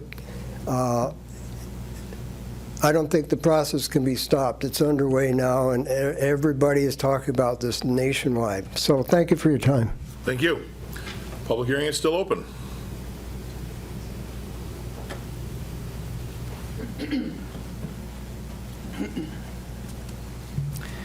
Mary Ann Leszewski, 1209 Wisconsin Street. Allowing up to 4 unrelated persons to rent one house or apartment reminds me of our past experiences with the licensed rooming houses that we've heard about tonight. In the 60s and 70s, large homes were being scooped up and, depending on their square footage, were being rented to 4 to 6 unrelated individuals. These rooming houses proved to be very lucrative to the owners. Unfortunately, many of them attracted unscrupulous owners who failed to provide oversight of the properties, proper maintenance, etc. We were watching many of our older historic home housing stock become blighted at that time, often turning into gathering places and at all hours of the day and night, and resulting in noise and parking disturbances in the neighborhood, as we've heard about. As a result, we ended the rooming house license in 1979, and the ones that were in existence at that time were grandfathered in. That's why we still have some today. These one-time single-family homes were not designed to accommodate 4 to 5 vehicles, as we saw tonight. While illegal, many rooming houses graveled over their backyards to create parking lots. Destroying the backyards also affected the lifestyle and property values and resale options of the 3 lots adjacent to these properties. Traditional families will have 1 or 2 vehicles. Today, everyone has a vehicle, it seems, and so 4 or 5 unrelated residents will easily and likely each have a vehicle. Will we just look away as more and more traditional backyards are removed from our community and become parking lots again? With traditional families, there's one set of relatives and friends. With 4 unrelated tenants, you have multiple potential relatives and friends visiting times 4, with some being overnight guests, of course, and parking wherever there's space. I have a rooming house across the street from where I live, and for them, Going out at night begins on, often on Thursdays through Saturdays is the going out period for this household. And often they aren't leaving till 9 or 10 at night when I'm trying to fall asleep, and I hear they're being festive while they're trying to depart and leave for wherever they're going. But then again at 2 a.m., after bar time, I'm awakened once more because they're never quiet coming home with loud radios and laughing and arguing and apparently bringing guests home. Because again, at 4 o'clock in the morning, I'm awakened again for the third time as these guests are leaving, and they're giving rowdy goodbyes and send-offs to their guests who are leaving and squealing tires.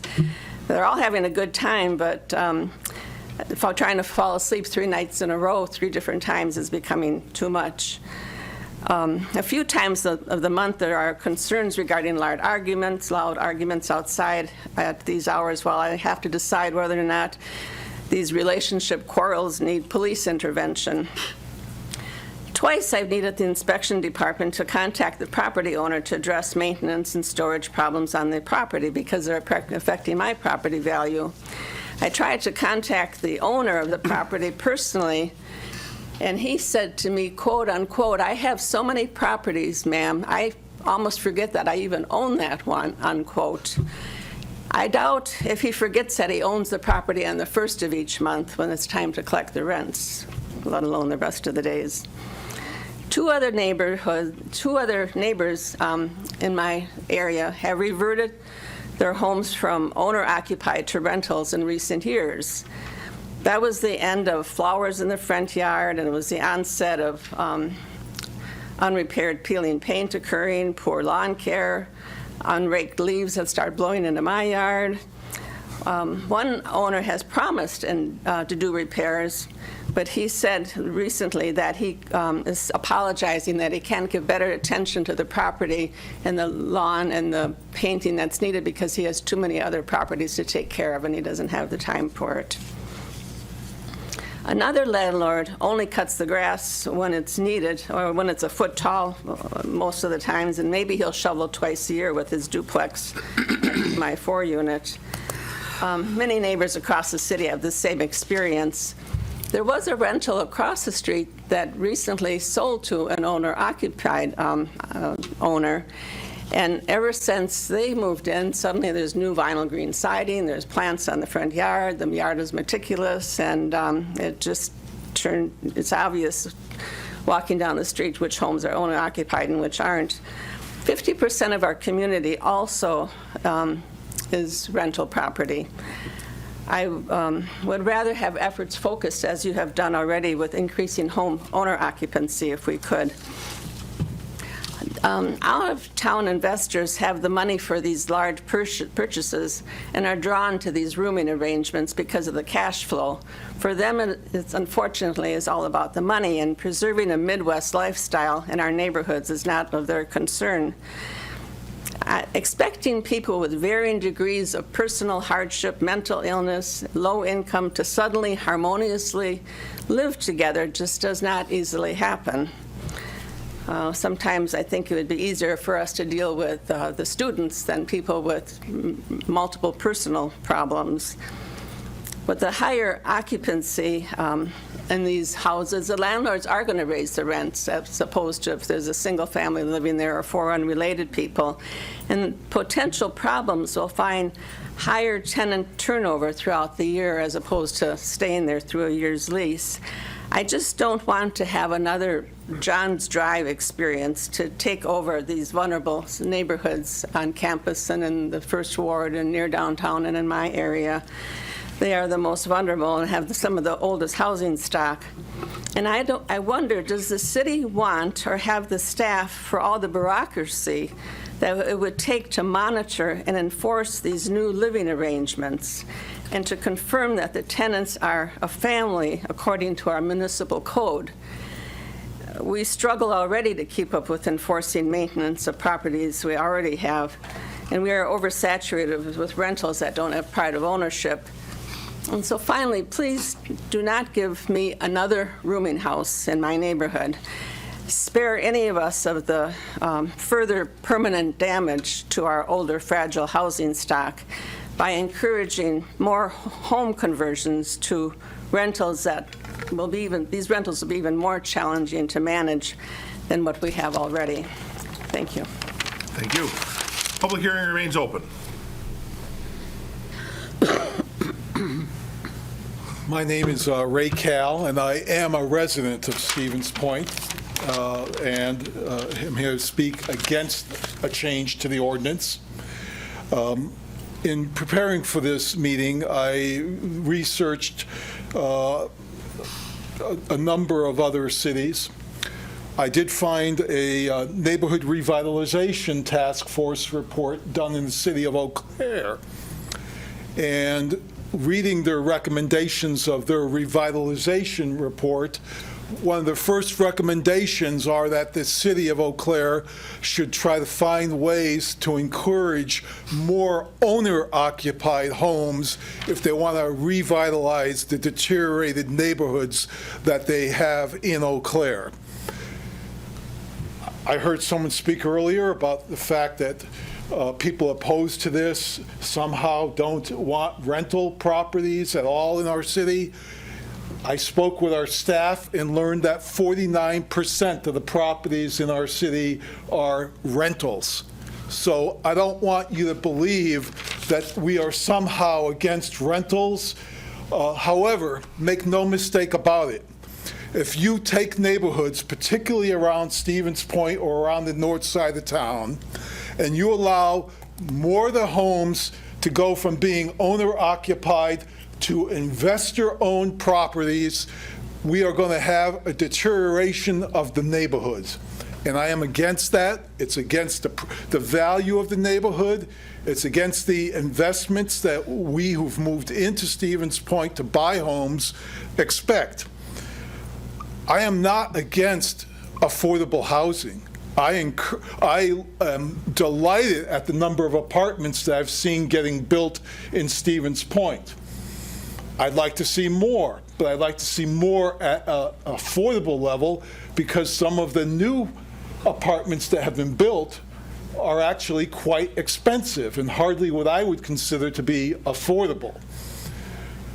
I lived immediately across the street from the convent, so I have a lot of skin in the game in terms of what's going on there. And I will say that from the very beginning, I have supported the changes proposed and being carried on right now. I support converting the convent to apartments for senior citizens. I believe there are going to be incentives to help make them more affordable for lower income seniors, and I think that's a good idea. I like the townhomes that are going to be built behind there. With the rest of the convent property, when you extend Meadow and Union Street north and then decide what kind of housing are we going to have here, that is one of the largest pieces of property you people have to work with, that we have to work with, and I hope you put a focus on developing owner-occupied, affordable housing there by having owner-occupied townhomes that are reasonably priced, by having perhaps zero lot line single-family homes, but that's your opportunity to try to develop owner-occupied, affordable housing. I've heard landlords talk today about how they can't afford to buy a home in today's market and sell it if they're going to be restricted to the number of unrelated people that they can have living in that house.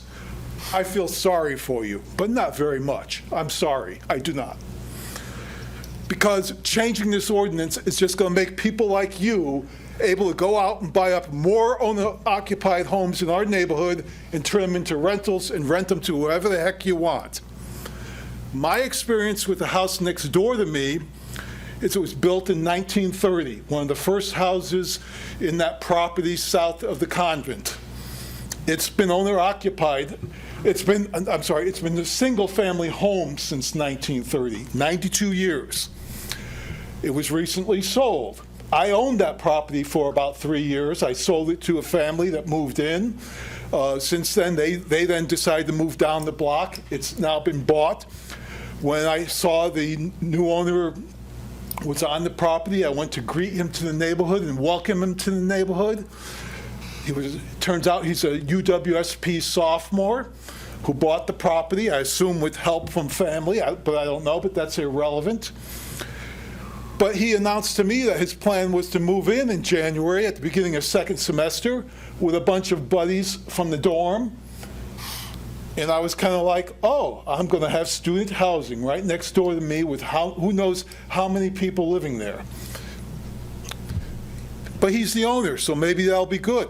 What happens 3 years from now when he graduates and goes back to Milwaukee where he's from or moves elsewhere?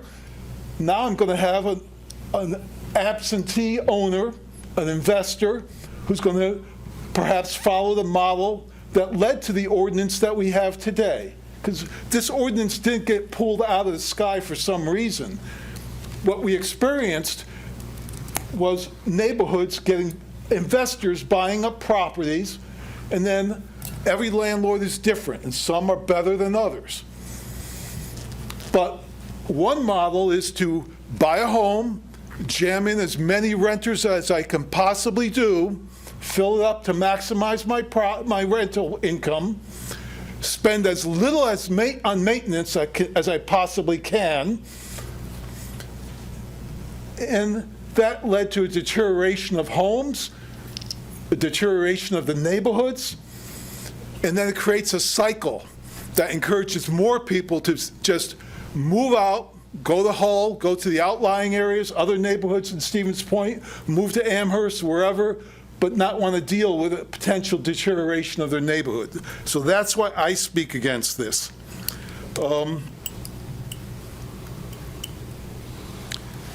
It is not a no-cost solution. It may not cost you anything directly, but make no mistake about it. You change this ordinance, you're going to have more rental properties above the 49% we currently have. Eventually, your neighborhoods are going to go downhill.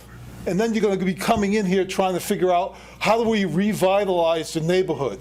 How do we invest our taxpayer money into trying to fix this problem? I think the ordinance should stand as it is now.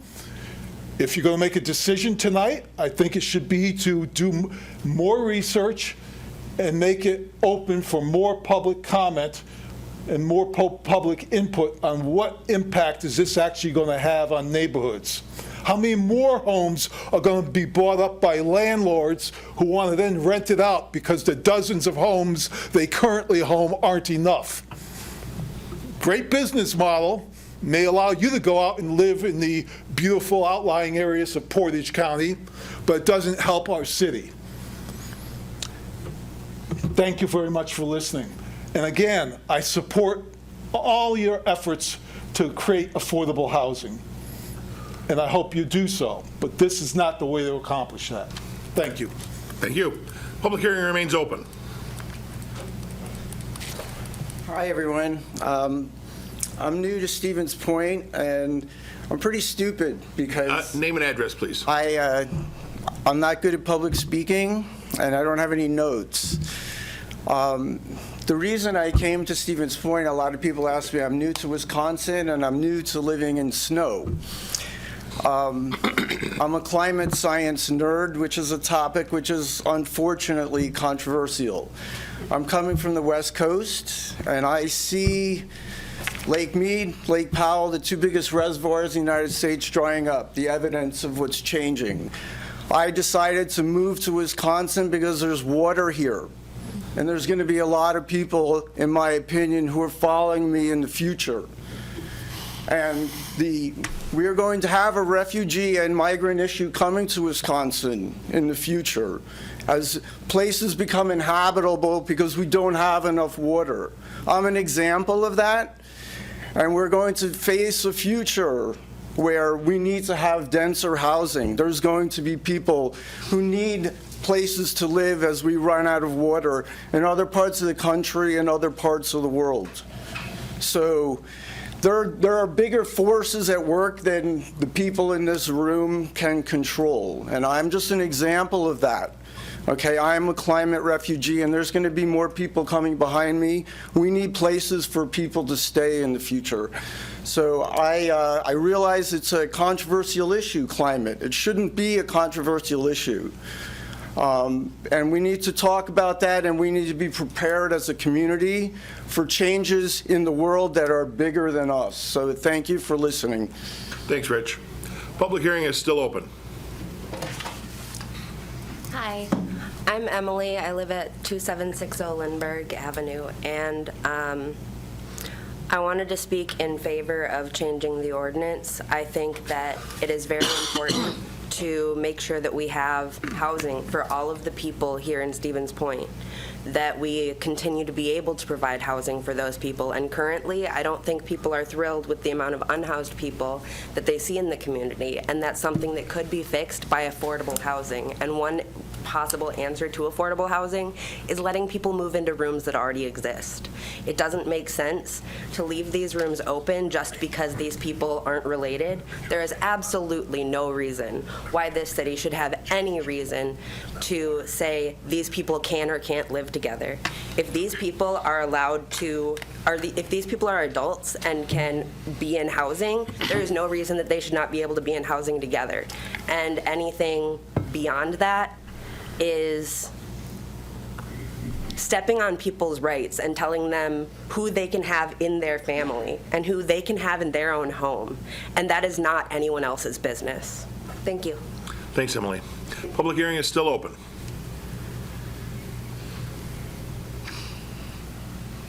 Evening. My name is John Gardner. I live at 2101 Birchwood in the city of Stevens Point. I think this proposal is about unintended change to our neighborhoods and is not targeted at the problems that has been talked about tonight.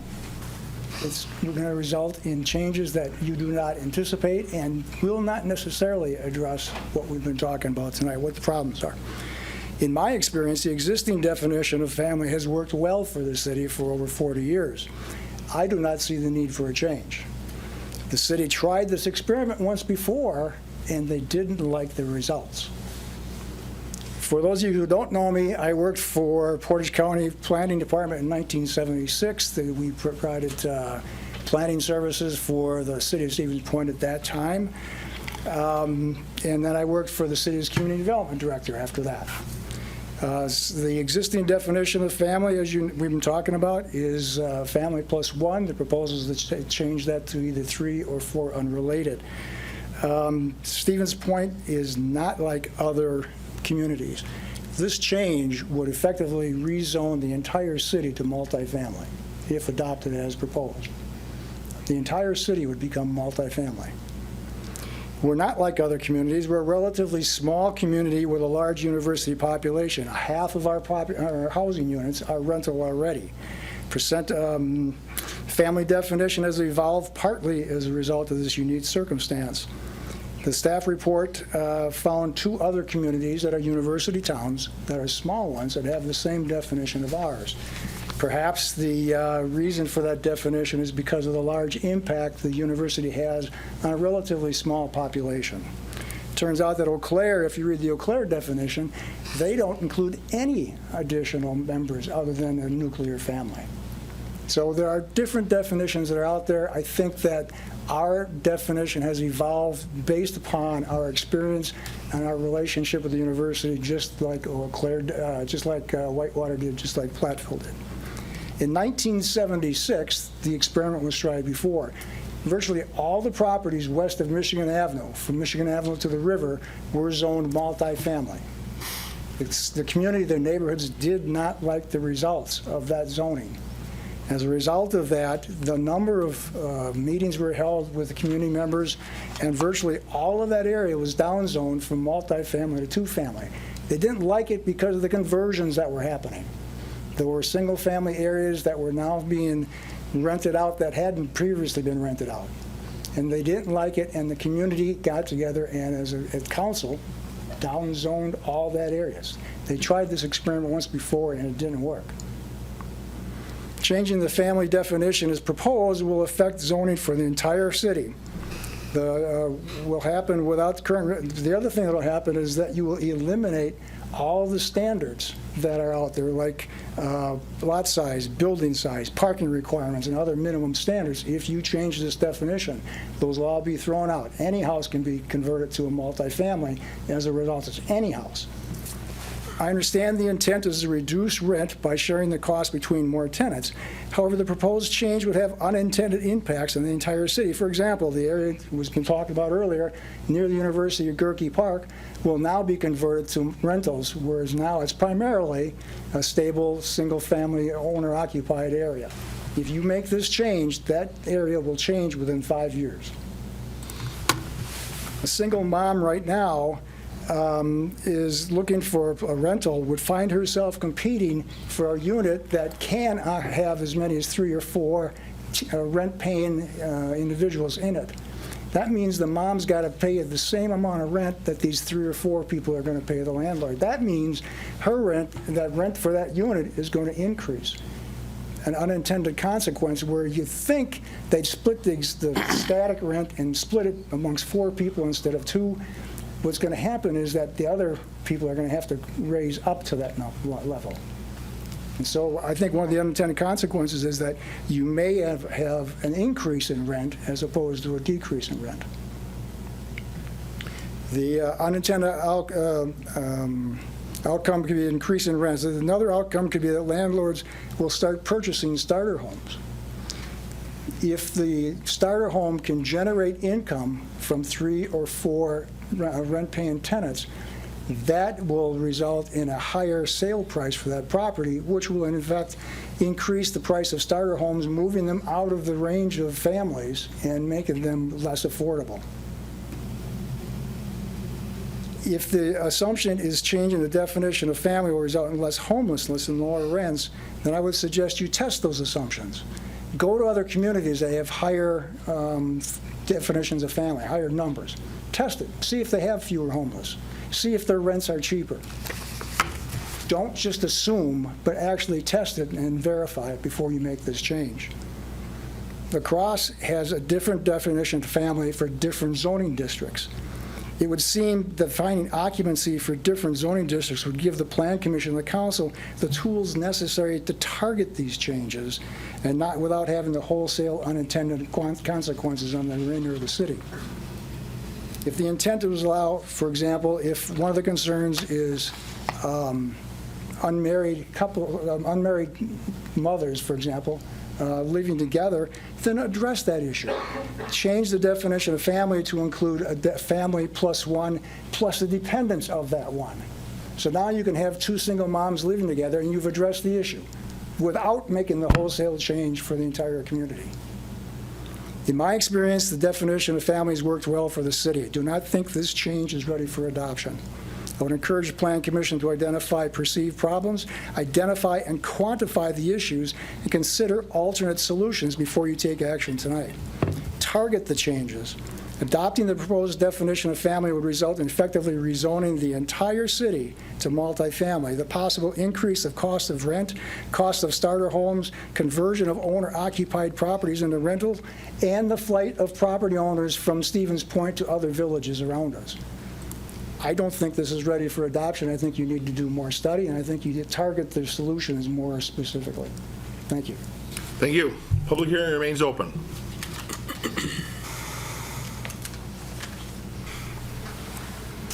Hello.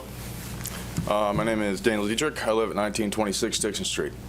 I've only lived here for a couple of years, but I've faced challenges with affording housing. I've faced homelessness in the past. We have family from Stevens Point, and I don't see any way.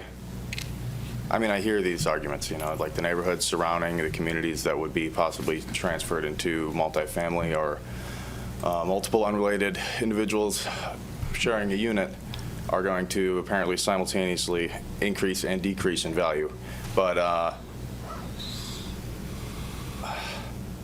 mean, what was proposed earlier in the hearing, where it was stated that this is really the only option that we have to effectively interact with the problem with housing immediately. Be able to benefit these people that are really struggling in this community and that are going to need places to be, because they're going to keep coming regardless of what this hearing finds.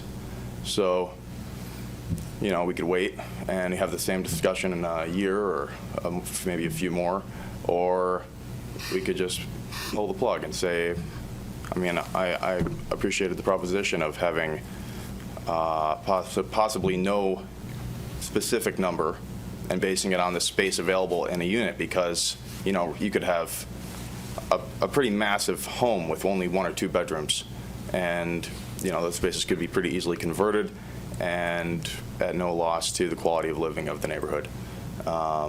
So, yeah, I think 4 individuals versus 2 is a far better choice than 3, and beyond better than maintaining our current state. Thank you. Thank you. Public hearing still remains open.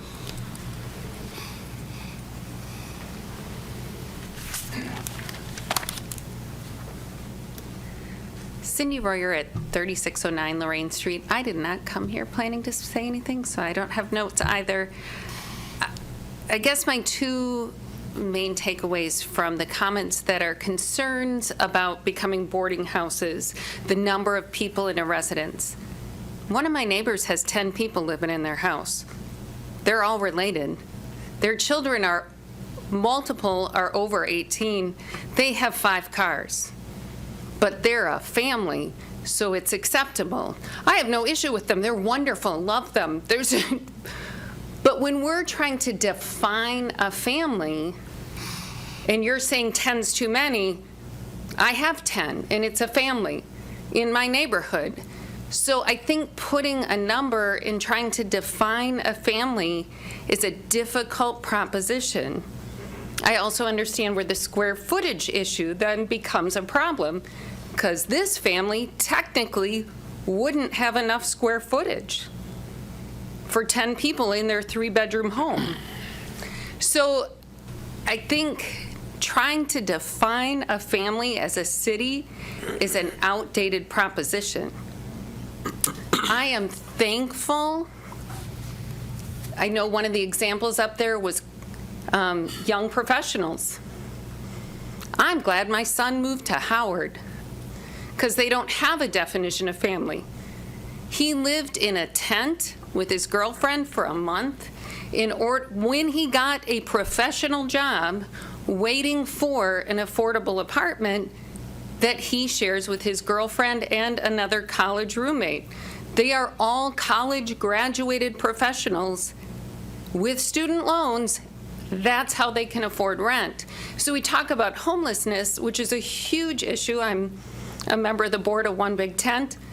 That is a huge issue in our community, but it's not just our homeless. The example of young teachers. I'm afraid to say I work with teachers who I know are breaking the ordinance right now. There's 3 in their apartment. They're technically illegal. So it's happening, and it's not just the scary homeless or the college kids who go out drinking. It's happening to our young people. Our economy and rental prices are making this necessary, and I don't think our city should be trying to define a family anymore. I think that's an outdated practice.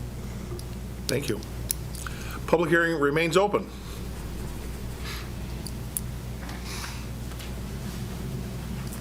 Hi, Cindy Nabel, 1100 Phillips Street, and yes, I live in the campus neighborhood. First, I wanted to say thank you to Ryan Kronowski and Adam for all the work you've done on this, I know, and the committee too. It is a huge problem we have. It's not just in our city, it's in all the cities, it's in all the states. So this is not a simple answer, and I appreciate the efforts that are being made, and this is why I don't think there's an easy answer. A lot of homeowners have not been involved in this conversation that have. I lived in my house for 43 years. We tore this house apart, and as we could afford it, do what we did. I live in a neighborhood that's full of rooming houses. And it is what it is. It's what we could afford when we first got married. We are very conservative, so we've stayed where we are. We've lived within our means.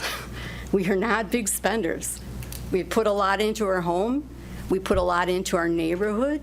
We took care of the elderly that lived in our neighborhood when I first moved there. We were in our later 20s.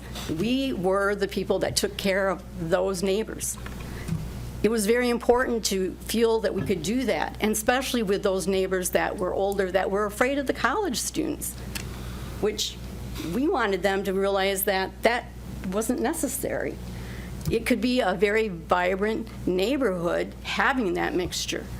But one of the problems that I saw through the years is as the elderly passed away in our neighborhoods around the campus, there were investors that had the ability to buy up any house that was out there. And they got them right away. They got them on the, courthouse sales. They bought these because they had the equity to be able to buy them. Homeowners weren't able to buy them. Soon after my kids were in high school and noticed there's a big difference. We don't have kids around anymore because nobody could afford to buy in because those houses were being bought out. In 1 year, when the big crisis of the housing in 2008, our whole neighborhood, I couldn't believe within 2 blocks how many were bought by one individual, 8 houses. And they became filled with people, and guess what? It wasn't even that they had it to the legal standards of 2 related and 1 unrelated. No, they had 4-bedroom house, they put people in there. I met the students, I liked them, I felt bad for them, they were in a bad situation. I got told by the landlord I shouldn't talk to them. I wanted them to be aware of that. If they signed a lease and the city decided to go after them, they'd be stuck. The 2 that signed it would be stuck paying for all 4 or 5 people because they would be kicked, the other 3 would be kicked out. But they'd still be liable because they signed that lease. So yes, it does happen around this town. The city can't keep on top of all that. They expect homeowners to, rat on them. I didn't rat on those students. They were great kids. We did block parties with them. They did a lot. They added a lot to our community. I did labor of love every year with the university so that my older neighbors could get to know that college students were pretty nice. Yeah, and I maybe didn't like the ones that came through drunk, but the kids that lived around us were a great asset. And I took advantage of that. I had kids. I got great babysitters. I didn't have to drive them home. They walked home, or we walked them home. I'm trying to say is that this is a community, and we do need to be aware of the homeless, and we do need to be aware of this problem with affordability. And my son is 35. You'd hate me for saying this, but he probably makes $13.50 an hour. He pays child support. He has a roommate, and they need to have a 3rd person to be able to afford it.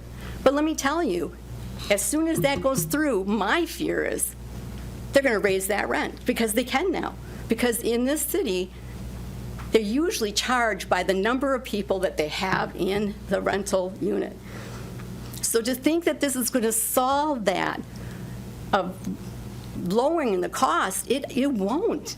I don't see that happening. It may with some landlords. There are good landlords out there. There really are. Noah, you were one of them.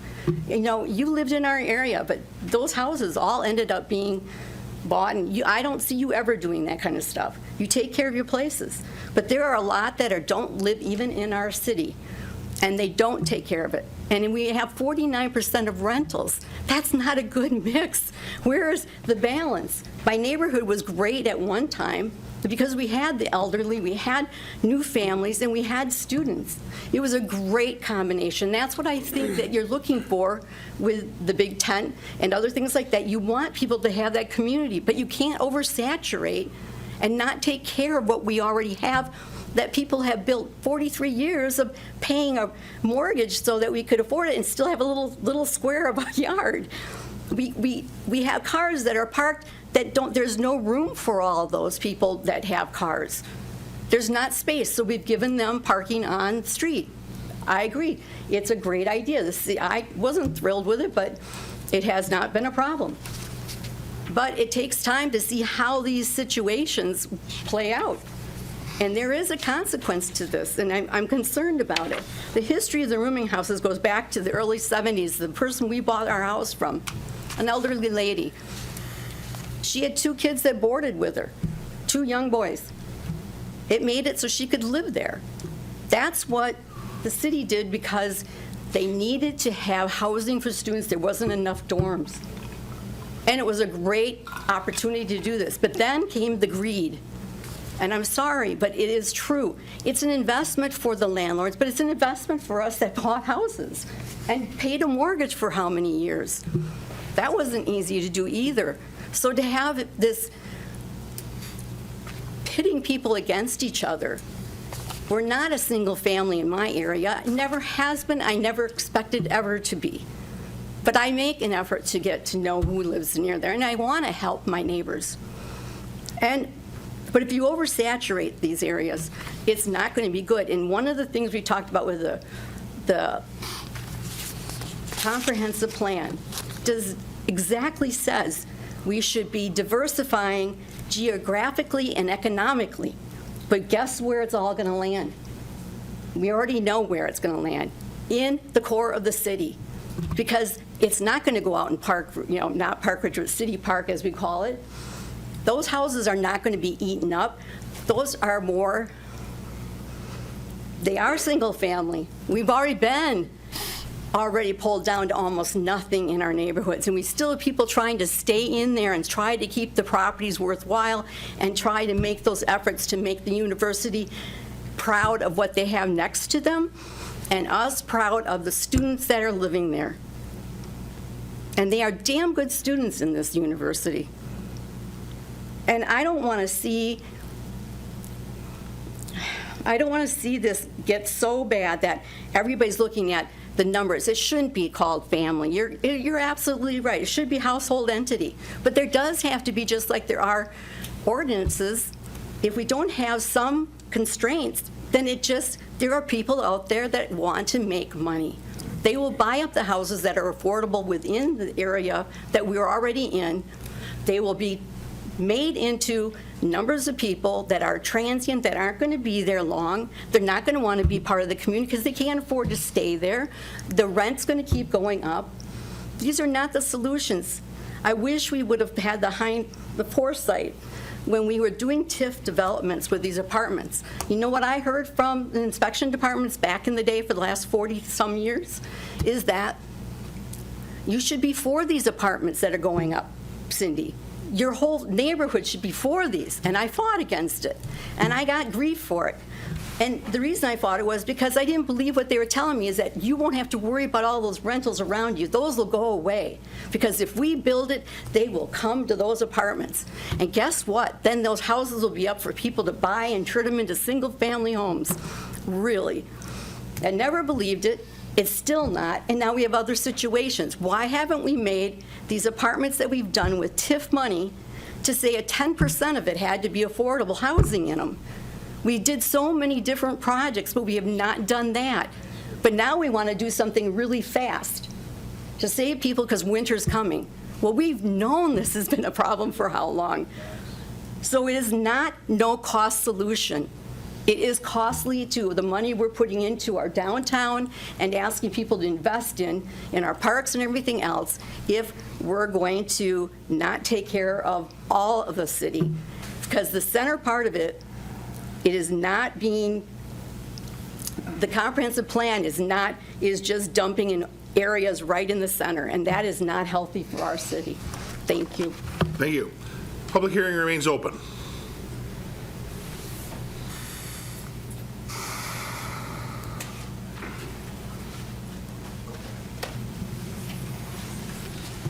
Carol Malewski, 2125 Clark Street. There's very little that I can add to all of those people that talked before me. But I think that there should certainly be more consideration. I think that what really perked my interest was Mr. Gardner, who came up and really talked about the individual circumstances. And I think you have one on your agenda here, this IDD household entity, which I think is a perfect idea. I think that's really a good idea. But I think there's more individual kinds of circumstances that you could look at before doing this overall up to 4 unrelated into an apartment. I own an apartment. I own a duplex, and I really see the difference. And talking about family, I'm not really thinking about that. But I know that I have, on one side I have 3 because they're 2 brothers and an extra. And then on the other side, same apartment, it is 2 because they are unrelated. So very difference in the whole situation. When you have 5 in a building on a small lot, I'm not too sure that lot is even 50 feet. They have parking problems, and obviously they can park on the street now. But they're 5 individuals with different lives. They're not a family unit and an extra person or a second extra person. It's very different because they have 5 different interests, and a family generally has a common interest. So there's a whole different kind of situation, and obviously they've stayed for a long time. They've been very stable. I really appreciate that because I don't have to find new people. But I think that increasing the numbers to 4 causes a whole lot of extra problems. And I think you should look at it in circumstances that may give you the opportunity, like this IDD entity. I think that would provide for you a place to continue to look at this. I think the other thing as far as parking, particularly in the old part of the city, there's many streets that are narrow. There's many streets that have no parking. And so that if you had multiple cars at a house, you can only park on one side of the street until 2 o'clock in the morning, because I already got a ticket because I didn't realize that. You have to park on the other side of the street, but the other side of the street, there is no parking. So then you have to go over to Ellis Street, which has only parking on one side, but it depends on what day it is. It is odd or even. So particularly, again, in the older part of the city, the car situation is an issue. And it seems like something that's really small, but again, I have over the years, and many other people who have lived in the center part of the city have done their utmost to try to preserve what we have. How many cities, talking about Eau Claire, I mean, you just drive through Eau Claire and what's there? How many small cities of the size that we are have people living right next to the downtown, that it is still a very livable, what you would call an inner core. And I think that the city has to be very cautious as far as what you do to preserve that. We are a university town, and thus property values are more expensive. That's the nature of a university town, because there's that concentration of students coming through all the time. But those students move on. And so they do not necessarily provide much stability for a neighborhood unless they happen to stay in town. And I think there's a lot of university students that have. But I think that this really requires more thinking. And I think that the individual entities, and as John Gardner said, does that throw away all of those requirements as far as space and everything? I don't know. So, thank you. Thank you. Public hearing is still open. Stephen Klein, 301 Union Street. I don't think it's really the city's business to define what a family is. We've seen it change over years. I don't think I can speak to that quite as eloquently as some who have come before me, but we're arguing a lot about 3 people, 4 people. I grew up in a house with 3 bedrooms. I am one of 13 children. I don't think the number of people living in the home is really a major issue. I keep hearing the biggest issue is the rental properties, and the rental properties can be a huge blight when unmanaged. It also does raise the cost of houses when investors purchase large numbers of homes and make them unavailable to single families. The issue is not the number of people living in a home, but there need to be some safeguards against investment properties, not necessarily against investment properties, but against unmanaged investment properties. I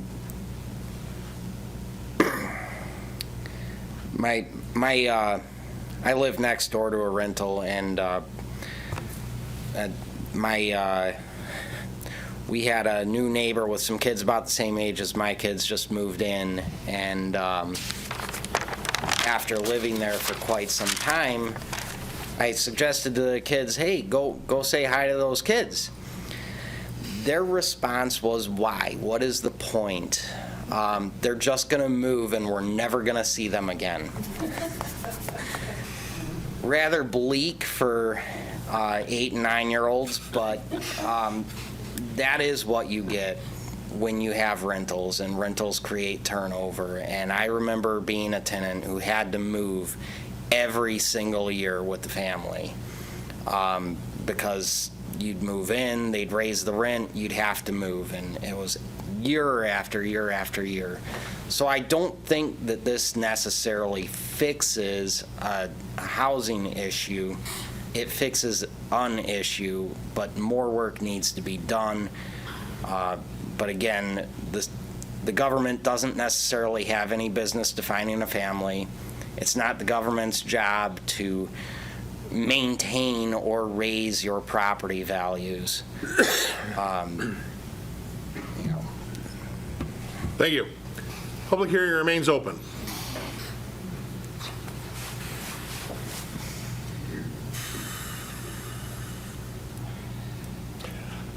Mark Christensen, District 1 Alder. I probably attended more housing task force meetings than just about anybody except for task force members. So I've had a chance to listen to a lot of the information and also listen to a lot of the presentations that they had. And there's no doubt that there's issues. And there's things that we're going to have to do to address those. I don't think there's a single magic bullet that's going to solve all of those. I do think that there's possibilities. I also think that there's been some very good, valid points brought up tonight. I do think, in my own opinion, I'd like to see some changes made, but I'd like to see them to be incentives for owner-occupied properties and not make them necessarily more advantageous for outside speculators to purchase and utilize as a income source. I think bottom line, I think more time is needed to be able to take a look at all the information that's been shared tonight.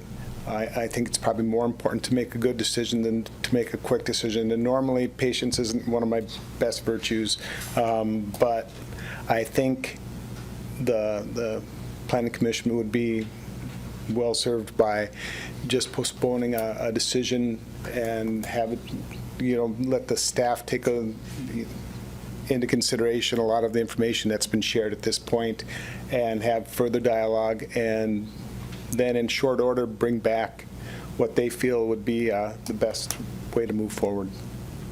Thank you. Public hearing is still open. I'd like to speak online. Let's get to everybody in person first, Nancy, and then we'll go online. Anyone else in person? All right. Had a couple. Okay, Andrea Olson, 410 Franklin Street. And so I have interesting perspective on this, because when I graduated with my MBA in Rochester, New York, I ended up moving into an apartment. It was $700 and some a month. It stunk.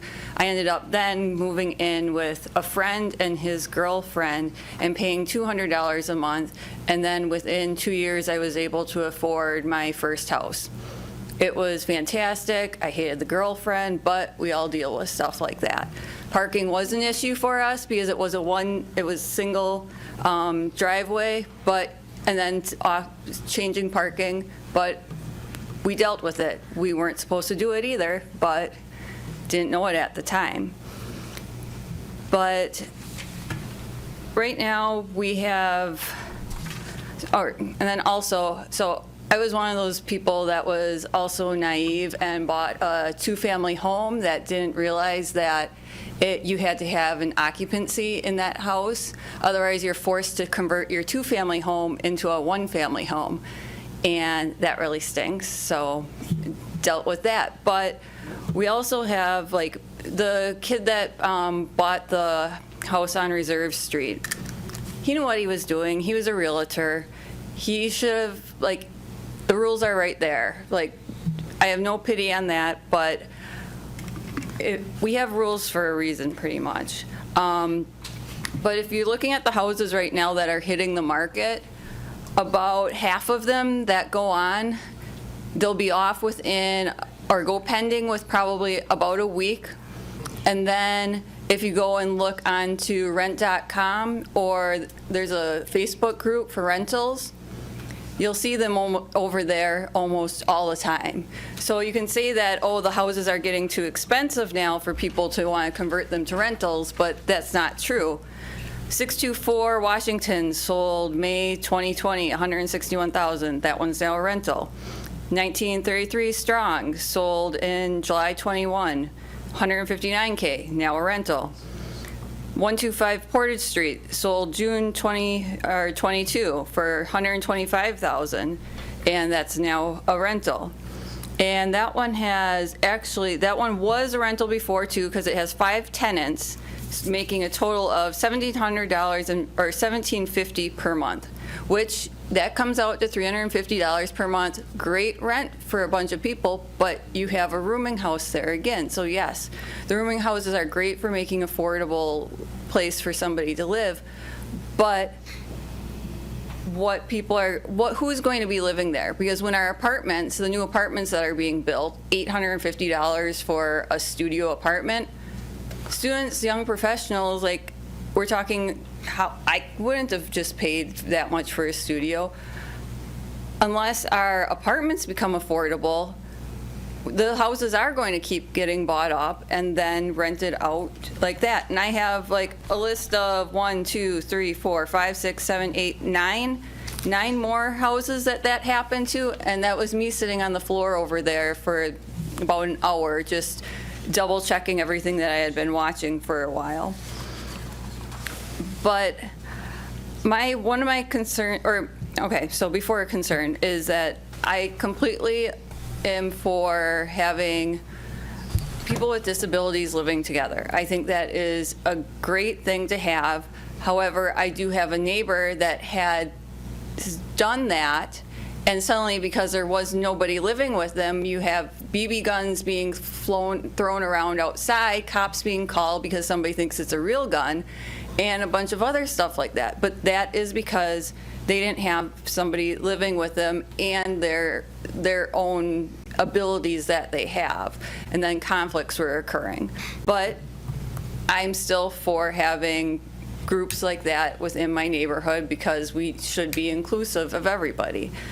I've had issues with the college rental across the street from me, and I've picked up a girl in the middle of the street at 3 a.m. because my dog was barking and some guy was like following her.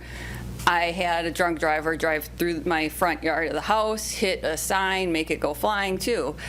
That house, that house is the only house I've truly had problems with though. But again, that's a duplex, and it depends on who you rent to. You could hate your neighbor. We've all had good neighbors. We've all had bad neighbors. I've had the cops called on me many, many, many times, and I'm just me.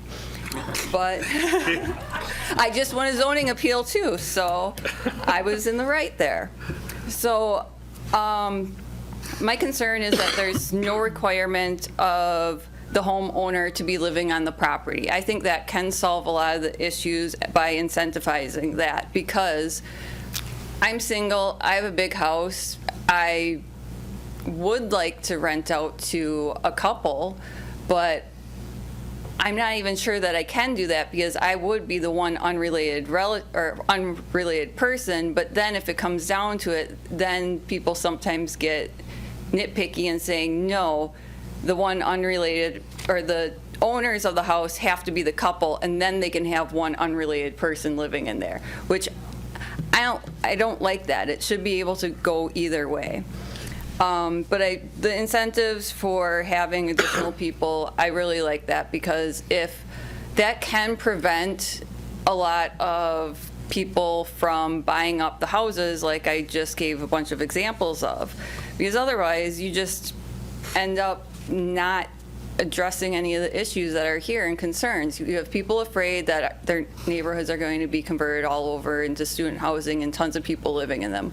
Well, if one person there has to own the house, that can change that. And I'd probably be fine for like 3 people total, not 4, just because that gets to be a little bit much if you have 4 people with cars and all that stuff.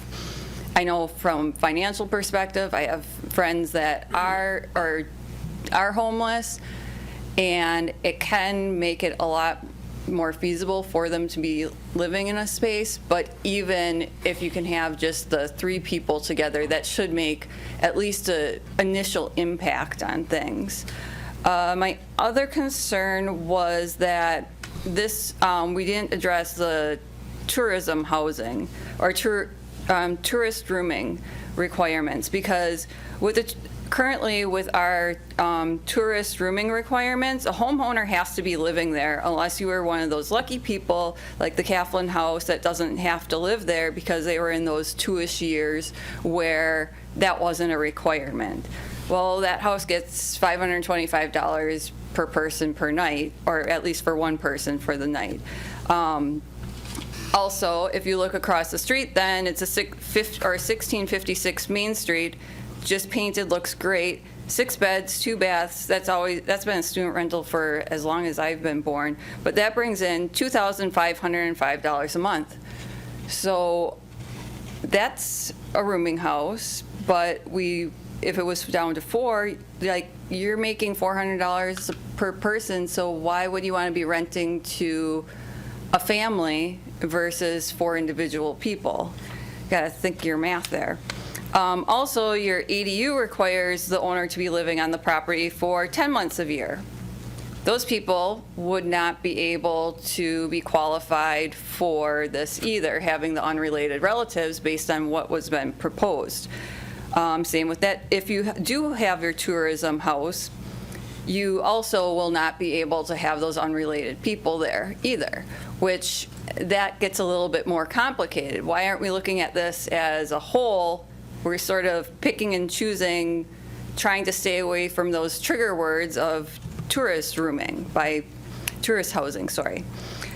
But if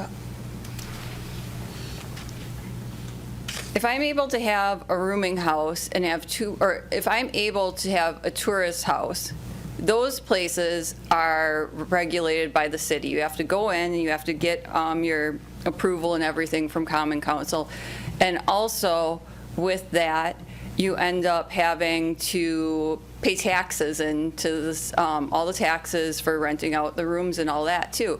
Those people are much more apt to be having a nicely fixed up house too, because you get rated on it online, and if you don't have a good rating, well, then nobody's going to be going there. But if you can't rent out the house then to anybody else, why, like, you're making more off your tourism housing, and we're trying to make this work for people that can afford our housing. shouldn't we be combining those two things? Because if you're doing a tourism house, most likely, you're going to be gone for a couple months a year, and maybe you want to be able to rent that out to somebody that's a traveling nurse or something like that. Or somebody just to watch the house for you, a couple people. Or maybe you already had 2 people living with you, and now you're leaving for a while, and 2 months of the year, and you want to be able to rent your room. Well, those other 2 people are already there, so you know they're going to have to get along, or otherwise they won't be able to rent. But we're still stopping that from happening. So I've been in a bunch of different situations with living, and I'm for having more flexibility with our definition of family, and I think it is needed because we do have so many different situations nowadays. You have people that are COVID hit. We have how many people that just got divorced, and now you have these moms that are trying to find an apartment to live in. They can't afford it. It makes more sense to be able to have the moms living together or dads living together and helping each other out. But I think there are some other good options out there too. Minnesota, Twin Cities just did a great thing with converting some of the old hotels for affordable housing, and they had the requirements too. You can be convict, that's fine, but you cannot be doing drugs there. And then you end up having families that are supporting each other too, because you have a daycare on site. So suddenly, if you have kids, you're getting watched there, saving money, and you're helping each other out. And it's all income-based by which location you could go to. But we should be looking at that too, in addition to what we're trying to do now. So I do support changing the family, but I think it really needs to be looked at a little bit more. Thank you. The public hearing is still open. Tom?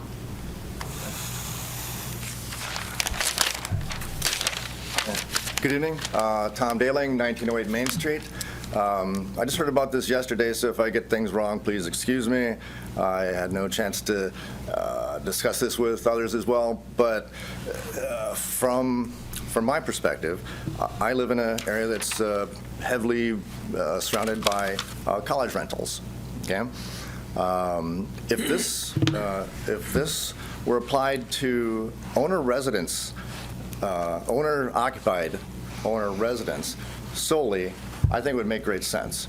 In order to gain equity as a young person in particular, owning a house is one of the best ways to do it. Paying rent, you don't gain equity by renting. So buying a house is one of the best things a young person can do. So having more people owning houses is fabulous for our economy, okay, for their personal gain, personal growth.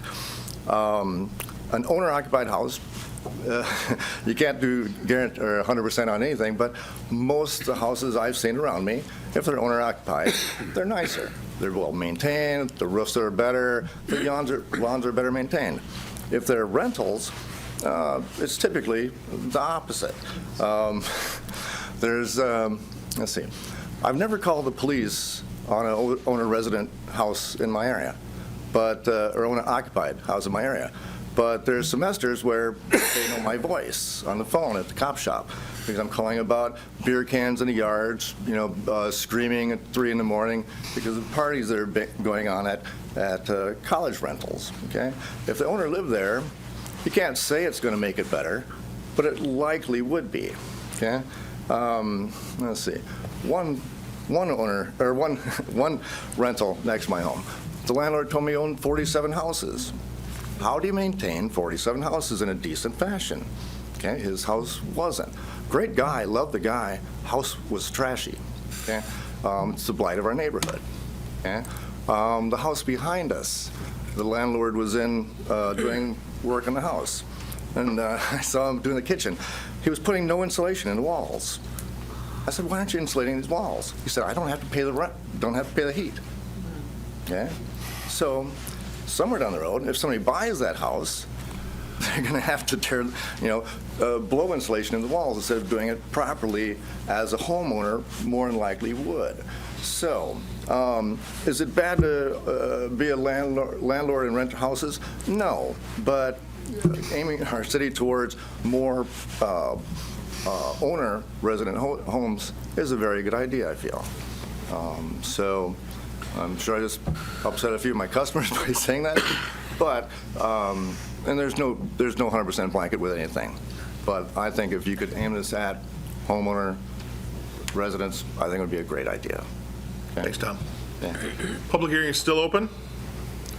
Anyone else in person? Here we go. No?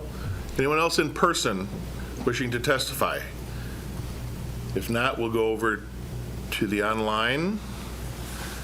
All right, Nancy? Hang on, I'm coming. Hi, Nancy Roppy, 925 Smith Street. I had prepared remarks for this evening, but I'm going to put them aside and just speak extemporaneously. And to the people that are going to make this decision, if you heard nothing else tonight, listen to John Gardner. Because if you do this change, there's no going back. Once you go to 4 and it goes bad, there's no going back. Another thing that I'd like to say is I appreciate the fact that no one has been held to the time limit tonight. This is too important of an issue to say we got to keep it to the 3 minutes. I've lived in my home for 28 years. Smith Street is in the heart of the student rental community. I've had some really awful landlords and some really awful neighbors, and some that weren't as bad. But it gets real tiring when you have to put up with nonsense Thursday, Friday, and Saturday nights. And it gets really tiring when you're scraping frozen vomit off of your sidewalk because somebody didn't make it home to campus and they're not going to take care of that, and the sidewalk has to be free of snow and ice. So you're out there with a scraper scraping vomit off your sidewalk so the mailman doesn't fall down and kill himself. So unless you live in the 1st District, where a lot of this nonsense goes on a regular basis, you have no idea what you're saying when you say, let's add more density to that area. There is already a tremendous amount of density in and around the 1st District. And there are apartment complexes that have been built and that are under construction in and around this district. Are there no limits to what the 1st District is expected to absorb? It doesn't seem that there is. And the constant churn of people coming, moving in, moving out, the next group coming, moving in, moving out. It's very difficult to maintain stability in a neighborhood. And over the last 28 years, I've seen a lot of people trying to purchase these rundown homes, fix them up, and live here. And it's improved that balance. But what you're suggesting, this proposal, would wipe out all of the progress that we've made trying to come back from the really terrible years when it was out of control and there was little or no property maintenance violations that were really fixed. I've often complained about the house on the corner of Smith and Briggs, where in an afternoon, the landlord converted a garage stall into a bedroom, and some poor kid is living in there and thinks it's a bedroom and it's really a garage stall. And the inspection department told me, Well, it could be used as a game room and then that would be okay. Or it could be used as a computer room and that would be okay. Instead of going in there and seeing that it's being rented out as a bedroom and somebody's paying top rent to live in a garage stall. So don't tell me that landlords are all, caring about these kids. They don't care about these kids. They care about collecting the rent. If we're talking about balance, you can't expect the first district to absorb all of this. And I know the next issue is a group home thing. The first district, if I'm not mistaken, has more group homes than any other district in the city. I live very close to 3 of them. Now, I'm not against disabled people getting together like is proposed and living in a group home with someone on site all the time. But it would sure be nice if some other district, other than the first, would absorb that group home. And that automatically it isn't going to come into the first district. We have too much density in group homes as it is. Another thing I'd like to bring up is Northside Yard. We were told Northside Yard was going to be affordable housing. It is not affordable housing. And if I'm not mistaken, 6 of those units are Airbnbs. If they weren't Airbnbs, you would have 6 units that would be available for rent. I don't know how that was allowed, but somehow it was. I totally disagree with that. Another thing that I think needs to be pointed out is, if you aren't in favor of this change, that does not make you a homeless-hating, racist, elitist. Maybe you just want to protect your investment that you put into your home.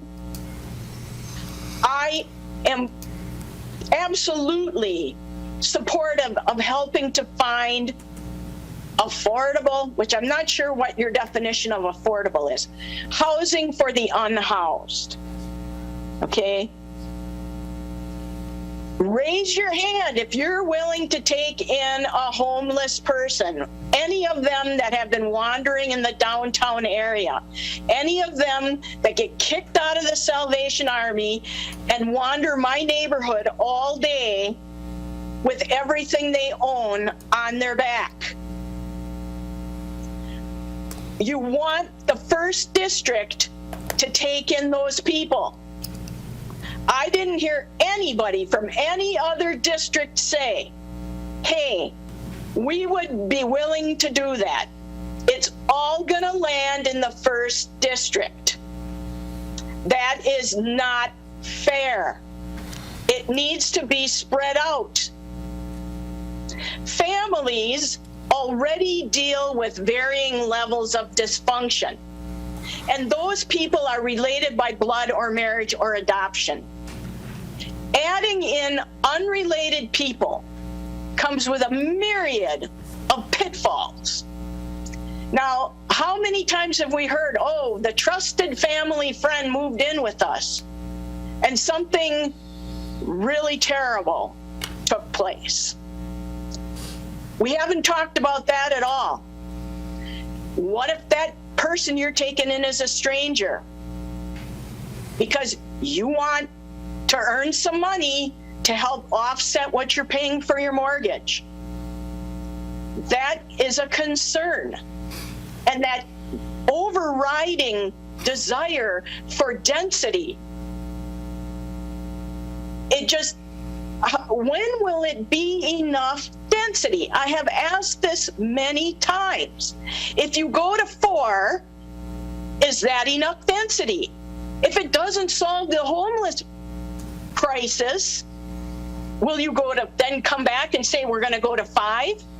Will you come back and say we need to go to 8 or 10? When will it be enough?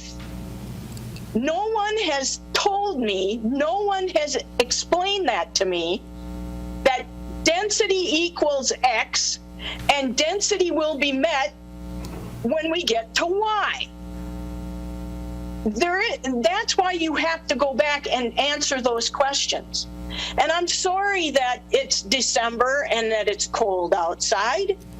I don't hate the homeless. I had started a fund that provides all of the milk for the Salvation Army and has since 2015. I have personally hired someone who was an ex-felon to do work in my home. I hired a gentleman who was on work release to do work in my home.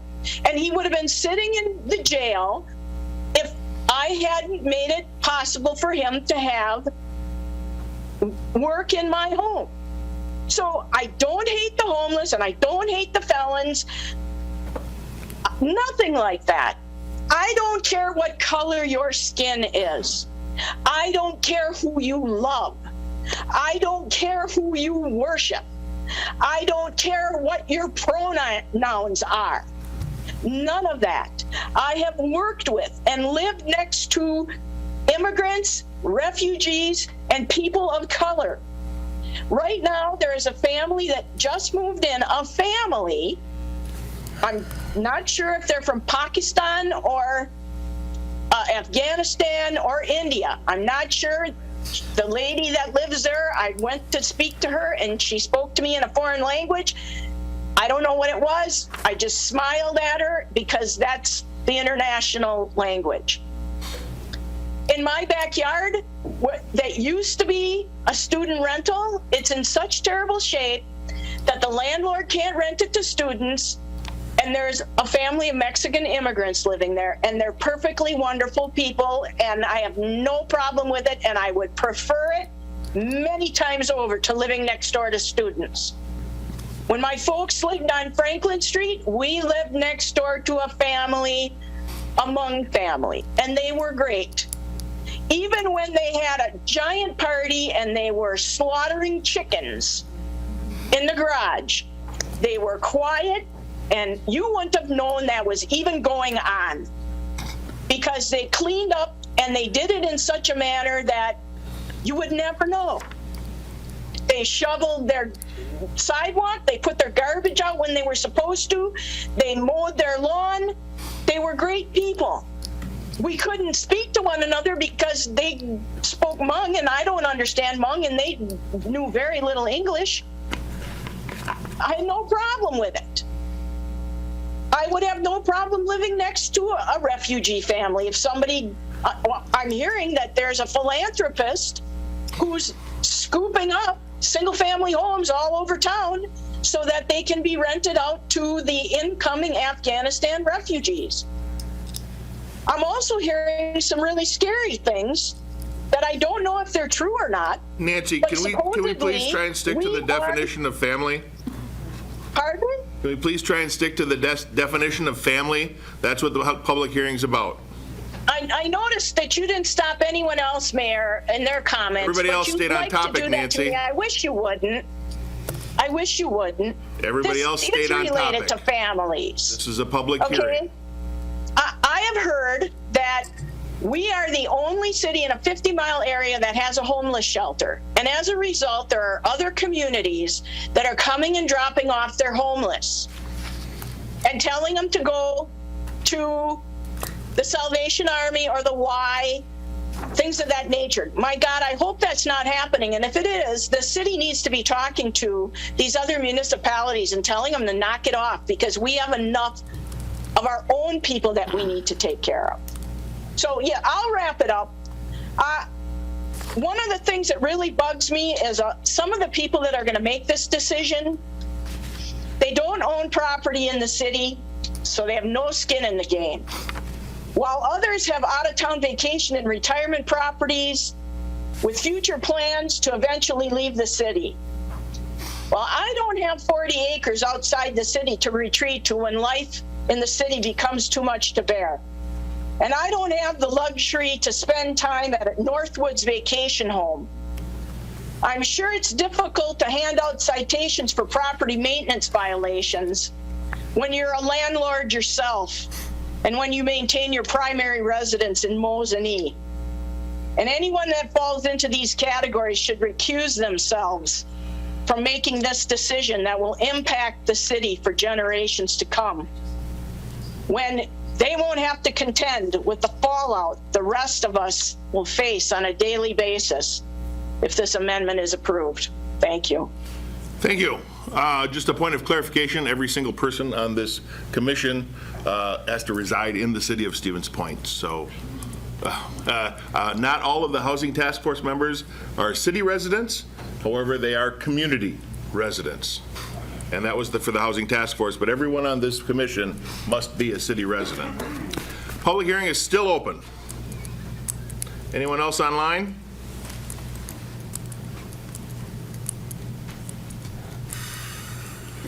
Public hearing is still open. I think we got everybody, but I'm going to open it up one more time. For anybody, public hearing is still open for the third and final time. All right, I will declare the public hearing closed. Thank you all very much for your testimony. So, I think Alder Christensen said this. There's not a silver bullet, but I would encourage the commission to act logically. Not every landlord is bad. Not every landlord is good. Not every renter is bad. Not every renter is good. Not every owner-occupied home is going to be the property maintenance cloud that we hope them to be. There are single-family homes that I know are owner-occupied that have terrible yards. There are rentals. Our council president rents. They have an immaculate yard. They take more pride in that than most people. So I would avoid overgeneralizing things and look to the best interest of the community. I think Mr. Gardner brought up a very valid point. This is intense. This is a very blanket, across the city proposal from the Housing Task Force. Your staff, we've talked about it extensively about how we want to proceed with this. I think that the two recommendations that were presented by staff, either let's start with 3 and see where that goes, or Director Konoski had some very good ideas in regards to owner-occupied. Maybe we allow owner-occupied homes to have a little bit more. Maybe we do it in certain zoning districts first. It gets a little more confusing, but I think it comes to address a lot of the concerns that were raised here tonight. Several people mentioned owner occupancy.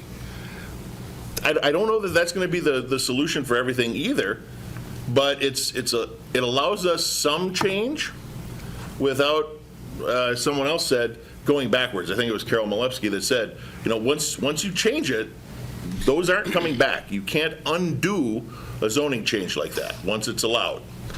The other thing that I think I want to point out is that we've talked to the Housing Task Force when they wanted to have that emergency meeting. There is an immediate and pressing need for us to do something with the unsheltered. Tiffany's doing a great job, but I also don't know of any property owner that is currently willing to rent to the people that are unsheltered right now. And that may not be because of that person's character. It may be because they're a felon, or they don't have a good history of paying things, financially. There's a plethora of reasons that apply to any single person who's looking for a place to live. So I don't know that I agree that it's that this is going to solve some of that problem. It might, but it might not. And after hearing the testimony tonight, I think it's probably a good idea I don't want to say postpone. We've talked about this, as I said, for a generation. I don't want to postpone anything, but I think either no action or direct staff to go back and come up with some other solutions, like an owner-occupied ordinance that would allow more unrelated people, or something that requires a specific zoning district, B3, B4, something like that, that could allow some additional unrelated people to live together. So take all of that into consideration, the 2.5 hours of testimony we've heard. I'm glad that everybody showed up. Getting everybody to the table, regardless of your differing viewpoints, is really how we solve problems. So with that, I'll bring it back to the commission. Maria wants to read the chat that I had up here. This was, oh, wait a minute. This was testimony from Gracia Day, who was online. I will cut and paste that into an email, and we will make sure that that is included, like everybody else's email, as part of the record. Commissioners, what are your thoughts?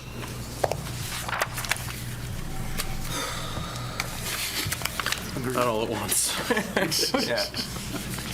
I think overall, I would agree that this is a nuanced problem, and that as proposed maybe does seem like a somewhat generic solution, and not that it doesn't have merit, but that I think there are both positive and negative consequences from moving forward kind of as presented.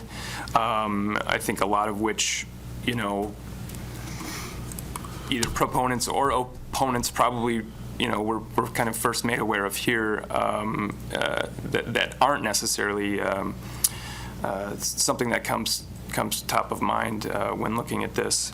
I think I hope there would be opportunities maybe to take a more nuanced approach, and we can lean on city staff to do that, and maybe present us with some options. I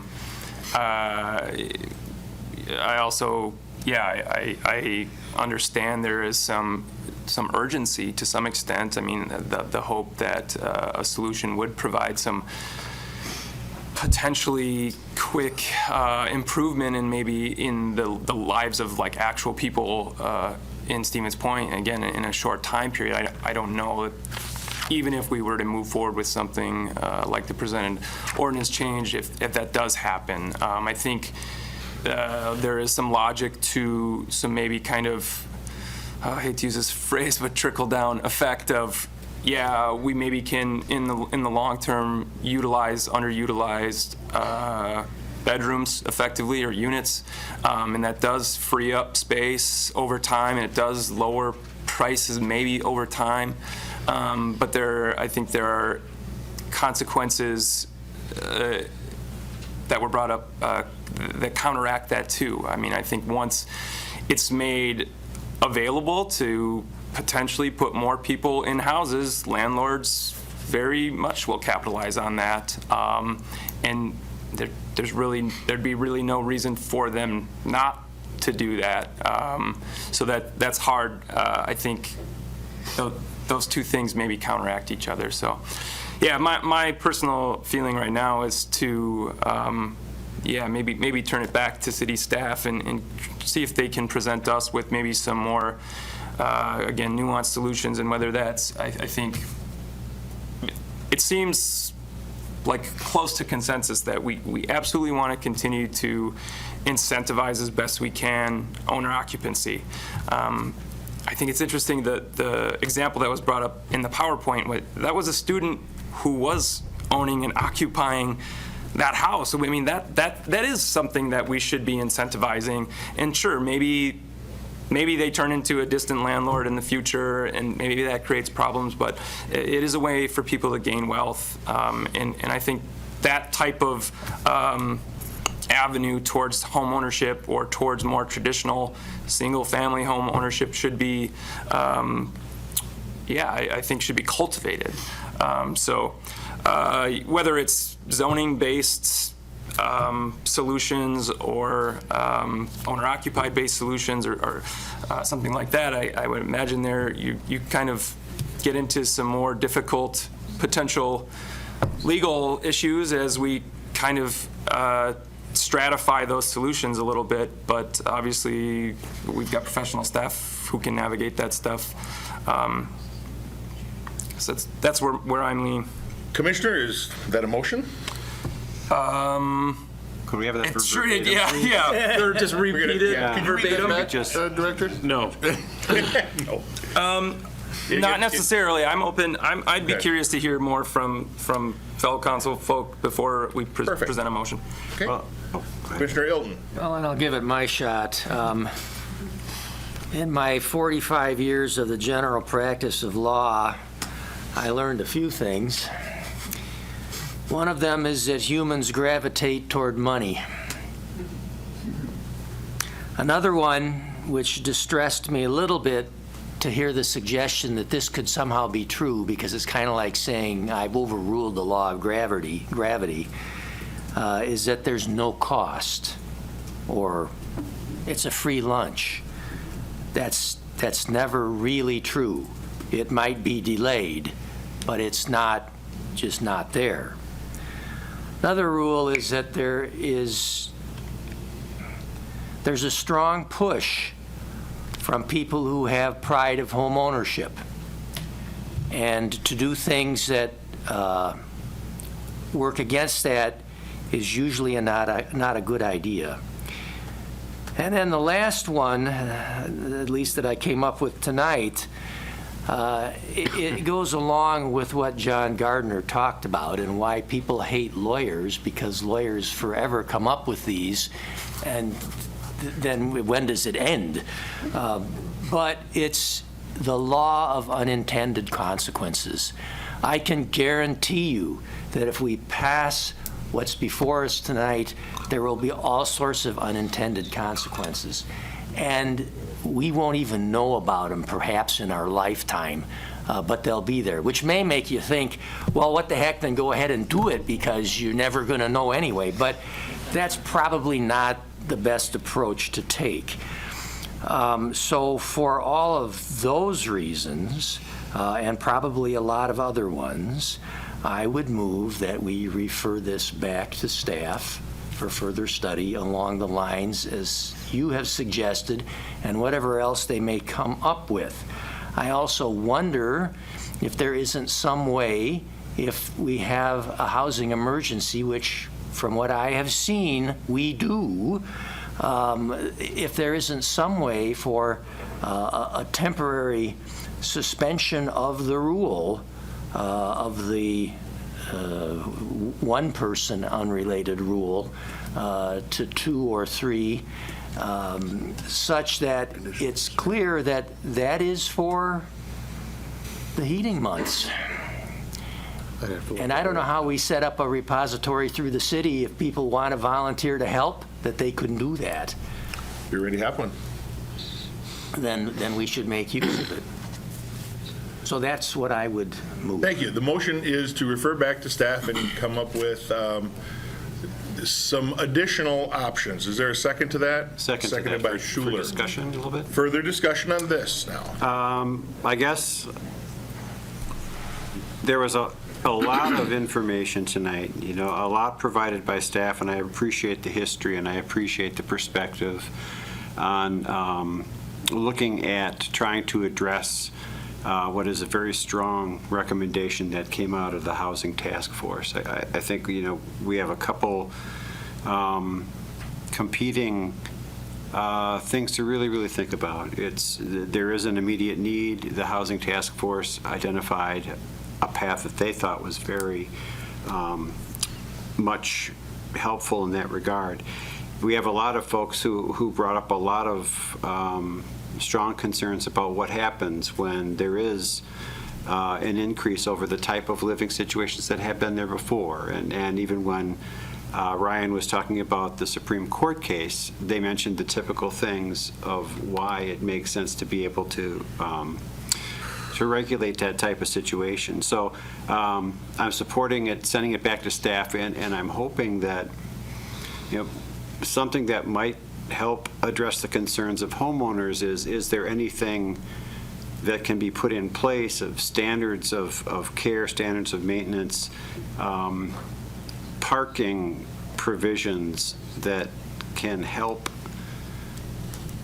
prevent the type of situation that we saw in the slides where it's the four that have to back out over the grass to get out, and I know that's just not a good circumstance. So are there any performance standards that can be proposed that might make someone earn the ability to have that extra tenant or whatever? So I guess that's why I support that, to see if there are any things that can help really address some of the negatives that the homeowners mentioned. And in closing, I'm just glad I lived long enough to hear someone say, listen to John Gardner. I'm there for you, bud. Any other comments? Alder Kneebone, with your summer villa up north. Yeah, which I have no intention of moving to. I like my little house in Stevens Point. I have renters on both sides of me, and they're very nice people, and you'd never know they were renters. I've got 2 group homes in my neighborhood. In fact, one of them is on my corner, and the other one's across the street. Not in District 1? In District 7, there's at least 2 group homes. On my street, you'd never know. They do have caretakers. You'd never know. I didn't know for several years that it was a group home, actually. They're great neighbors. I think about a lot of people in my situation. My fixed income is about $1,300 a month. Where would the Golden Girls be if we wouldn't allow, 3 or 4 seniors to rent an apartment? I couldn't afford the rent on the duplex next door to me on what I make on Social Security and a pension. And for a lot of seniors, as property taxes rise, you start to face the potential of losing your home because you can't afford the property taxes. Something like this would be a godsend for elderly people who want to stay in their home, but perhaps would like a couple of college kids to move in, to mow the lawn and rake the leaves, although I do leave the leaves. It's good for the environment. I'm comfortable with 3. I don't know that I'm comfortable with 4. I agree that I'd like to see more to fine-tune this a little bit better. I'm not ready to make a decision tonight, but I'm not opposed to changing to changing those numbers. And thanks to the Housing Task Force for everything that they're doing. This is not, as has been said, an easy solution. If I were going to sell my house, I'm going to sell it to the highest offer that I get. If that's a landlord, I don't care. I'm out to earn the wealth that I've created in my home equity. We can't regulate who buys homes. We just can't. That's free market capitalism at its best or worst, however you look at it. But there is going to come a point in time when people are going to need this option to stay in their homes. So, anyway. Thank you. Any other comments? Go ahead, Pete. Yeah, I've been on this commission for a number of years now, and we've talked about a number of these topics that came up about protecting, owner, single-family housing and protecting neighborhoods, and that came up with the accessory dwelling units and concerns about that, and so strong feelings behind that. Also, a lot of talk about affordable housing and what to do about that, and we have increased housing overall. I think we've have a number of those projects. This is the first time when really the idea of defining family has come up to me, and or come up to this commission, so far as I know, and right. great for the Housing Task Force. I didn't know that they were working on this issue, but I certainly tend to go with the recommendations of people who know most about things. But there's also a bunch of other people knowing the other side of it. The owner occupancy aspect, I think, is something that the staff could work on, and that seemed to be encouraging. There seemed to be some consensus out there, so that's one I would look at. I don't know if you could apply these definitions to different zoning types. I think that was mentioned too.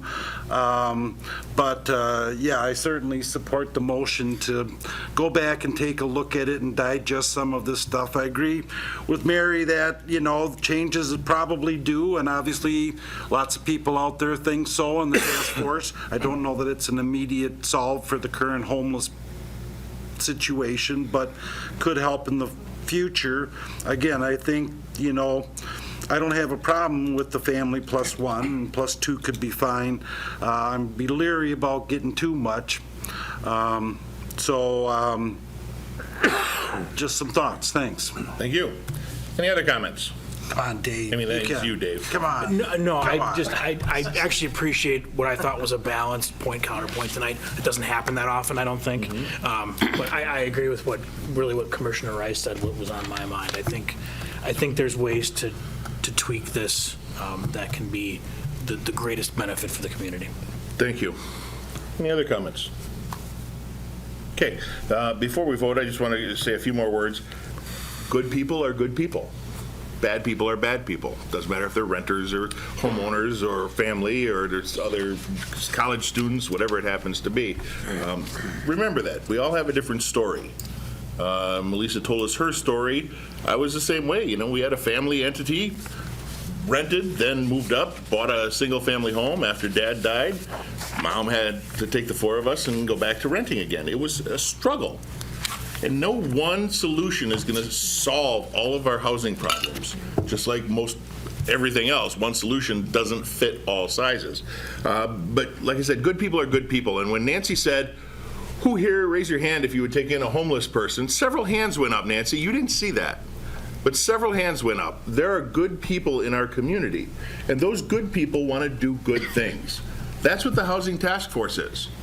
They're not opposed to different views.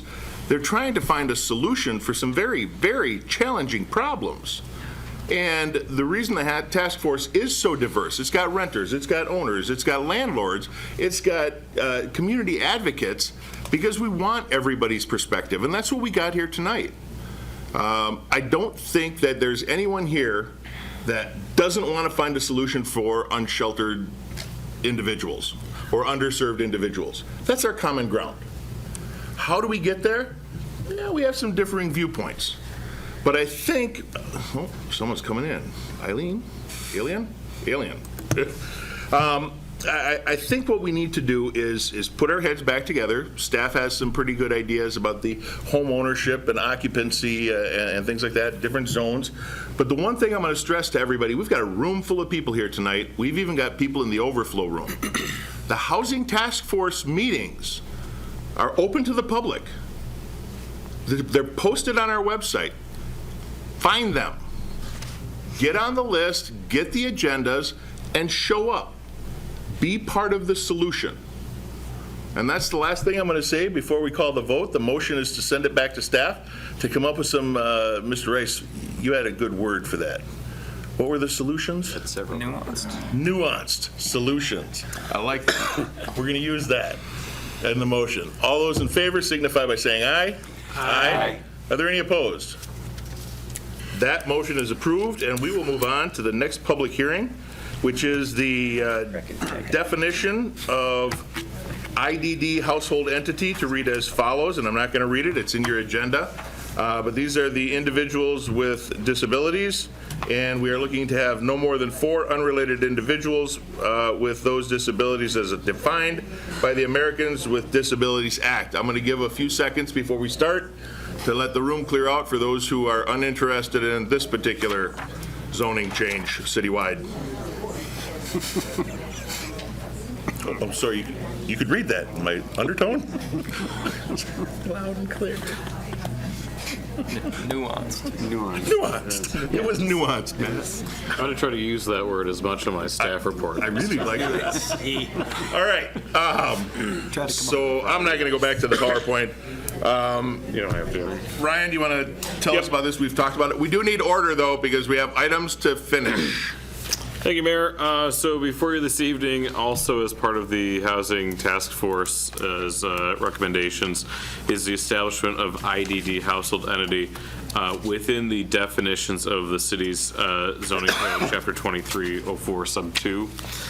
Essentially, what is in the agenda packet this evening is that we would allow up to 4 non-related individuals, all with intellectual and/or developmental disabilities, as defined by the American with Disabilities Act, to reside in the same home and act as a single housekeeping entity, where we would also allow a live-in caregiver that would not count against the total number of unrelated individuals. So imagine 4 individuals with some type of IDD, and then plus 1, in essence. Under our current code, the only way to go about this would be through some type of conditional use permit. This body may recall we've had conditional use permits in the past for like Oxford homes, which are more transitional in nature, as opposed to this actually being a living quarters, permanent living quarters for those with IDD, but somewhat in the same general sense where we've gone through conditional use permit in the past. This would make it a permitted use by right.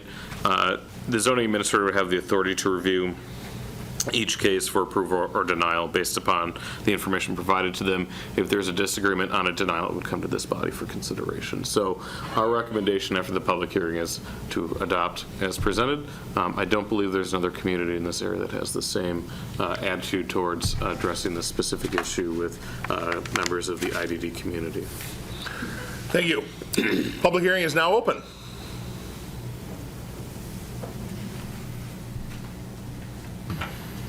Jane Johnson, District 8, Stevens Point.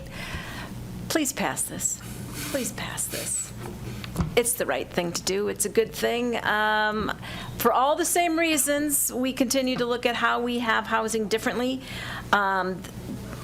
This level, knowing folks who are in this population whose parents don't know where their adult children are going to go. And they can't learn that different level of independent living because there are no good solutions. We need this capacity in our community just as much as we need some other capacities. So I would highly encourage you to approve this. Thank you. Public hearing is still open. Me again, Cindy Nabel, 1100 Phillips Street. I agree, this is something that the city needs to be able to have this and have this defined. But one of the things that was mentioned earlier that I just want to say is, maybe you do look at density of areas so that you're not concentrating so much into certain areas so that it is spread out. Because one of the things that you talked about a lot when I've been reading the comprehensive plan is about diversity and geologically diversity, and it doesn't seem to be happening a lot. And I think that would be one way of doing it, is saying, in percentages wise. We talked about this back when Michael Ostrowski was here about some of the other things that about having a density cap for areas for allowing certain things so they didn't become overrun. And so we do get it out in other parts of the community throughout the city. Thanks. Thanks. Public hearing is still open. She talked you into it again, didn't she? No, I was thinking the same thought. Cindy Royer, the reason sometimes there's a population density, District 1, downtown, these people don't drive. We're not worried about cars. We're not worried about car density. If they have IDD as defined by the Americans with Disabilities Act, they are not driving vehicles. It is not, so we need them in a place where they can walk to the Dollar Tree, where they can walk places. So I think putting that in is hurting them. Thank you. Public hearing is still open. Anyone online? Second time, public hearing is still open. Steve Dix says, please pass this for the concerns mentioned. Noted. Anyone, public hearing is still open? And for the third and final time, the public hearing remains open. Seeing and hearing no one else wishing to speak, I'll declare the public hearing closed. Commissioners, what are your wishes? Commissioner Cooper. I would move approval of the request as presented. I'll second. Seconded by Kneebone. Discussion? Mr. Ilton. Is there any licensure requirement for this? Typically, in units that are greater than 4, the state does have some licensure requirements, correct? But not for 4? I don't believe below 4. I will need to double check that. I'm fairly certain there's no licensure requirements below 4, but above 4 there is. And I don't believe there is either. I have some experience with this, and generally the caregiver doesn't even need to be licensed. So I could provide care for you, for example. If you had a disability, I could be a live-in caregiver as long as your family approved it or your power of attorney, and you could live there without being licensed. Is there any place that someone who wanted to open one of these, just like we have it written here, has to go to get an okay at all? But there is requirements under 4. I don't, and I think they're discussing that now with Health and Human Services. Yeah, Adam just brought it up. So there is SPS does have a specific permit for adult family homes that provide services for up to 4 unrelated persons. And then there's also additional requirements for above 4 unrelated persons. So yes, they would have to go through the appropriate licensure for under 4 individuals. Okay, and do you know, is that a recurring thing or just once to get open? Typically, SPS is an annual inspection that's done through the Health and Human Services Division of the county. I mean, when I look at this too, the only thing that makes me able to vote for this as much as I want to is the fact that it says, in such situation, live-in caregivers, da-da-da-da-da, all right? If there was not live-in in front of caregivers, this would be a no-go. And Makira Zarazua, who also has extensive experience with this, informs us that the county certifies 1- and 2-bed adult family homes. So the county also has a certification process. One other thing, just to comment, I've seen these pop up in my travels in places where you would never think they were. You know, they're just there, and they look just perfectly like everything else, which is exactly what you want. And I think that some of the points are correct in that we don't want to have, oh, we could get one on that street, they're used to that, let's put another one on that street, you know? I mean, that's not really what you want to have happen. And yet I'm sensitive to the point that you need to have these folks where they're near where they need to be. So it's kind of a difficult thing, but it's all things that we should keep in mind. Thank you. Alder Kneebone. Like I said before, I have 2 group homes in my neighborhood. I lived in my neighborhood 9 years before I realized there were 2 group homes And that's the within 8th about district. 4 houses of me. 7th district, just for clarification, 7th district? Yes, 7, District 7, lucky 7, the best of the East. The situation with the caregivers there, they don't live in, they rotate on 8-hour shifts, but they're qualified to work with folks that have different abilities. And so there's someone on site 24/7, but it's not the same person.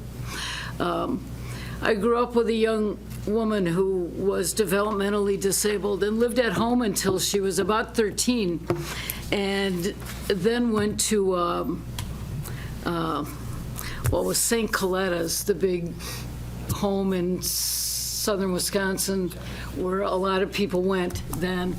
And until she was moved back into a group home, she never thrived.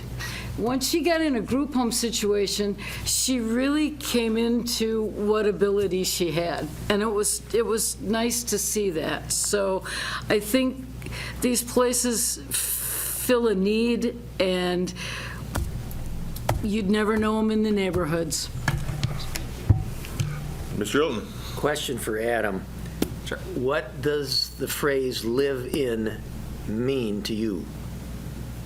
That you reside in the house for whom you're providing care to. Primary residence. All the time.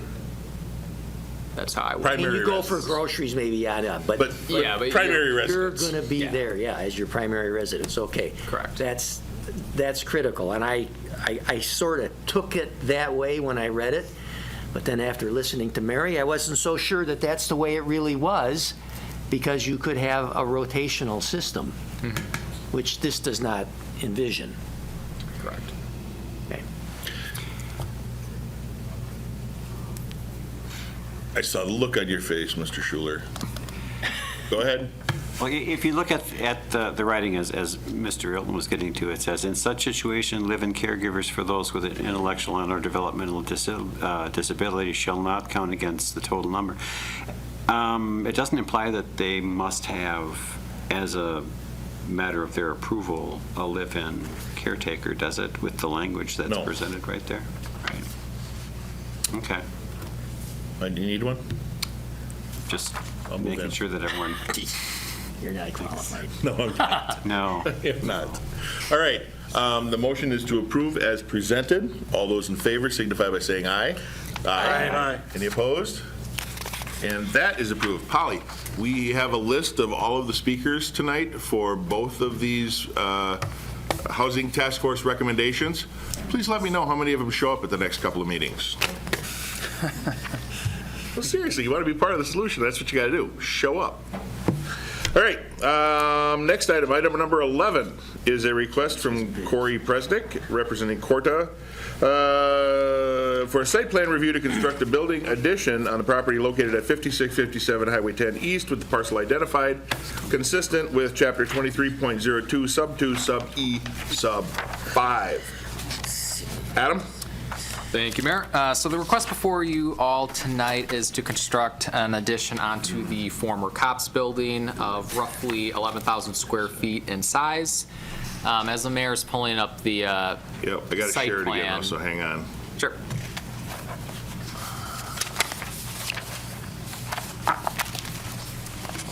This, there, share this, share that, share away, site plan, there we go. Next slide. There we go. So as you can see, most of the 11,000 square feet that would be added onto the building is on the north end of the building, nearest to the private driveway leading up to Elizabeth Avenue and connecting at different access points along Highway 10 East and Borlowski Road farther to the west.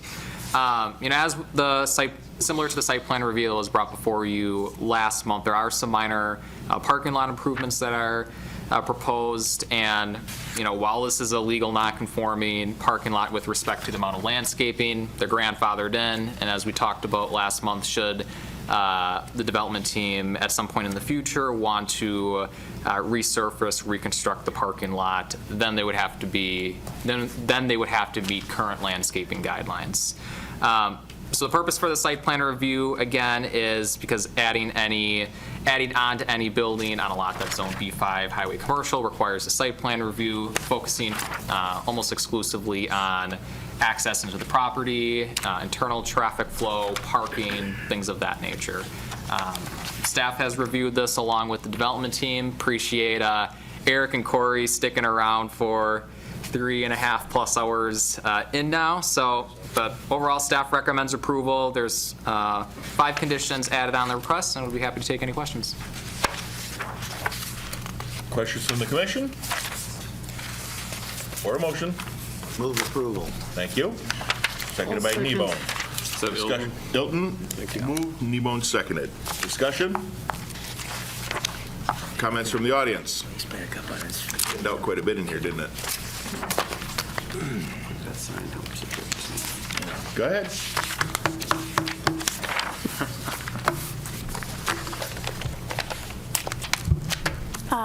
My name is Ginger Keemer, District 3. A quick question, would electric charging stations be required with this? No? Nope. As folks might recall, anytime we do a TIF incentive deal is where our policy requires some type of electric vehicles. So if you receive public funds from the city, that's when you'd be required. So Okay, and this is not a TIF incentives? correct. There's Okay, no thank TIF you. incentive involved. Thanks. Any other comments?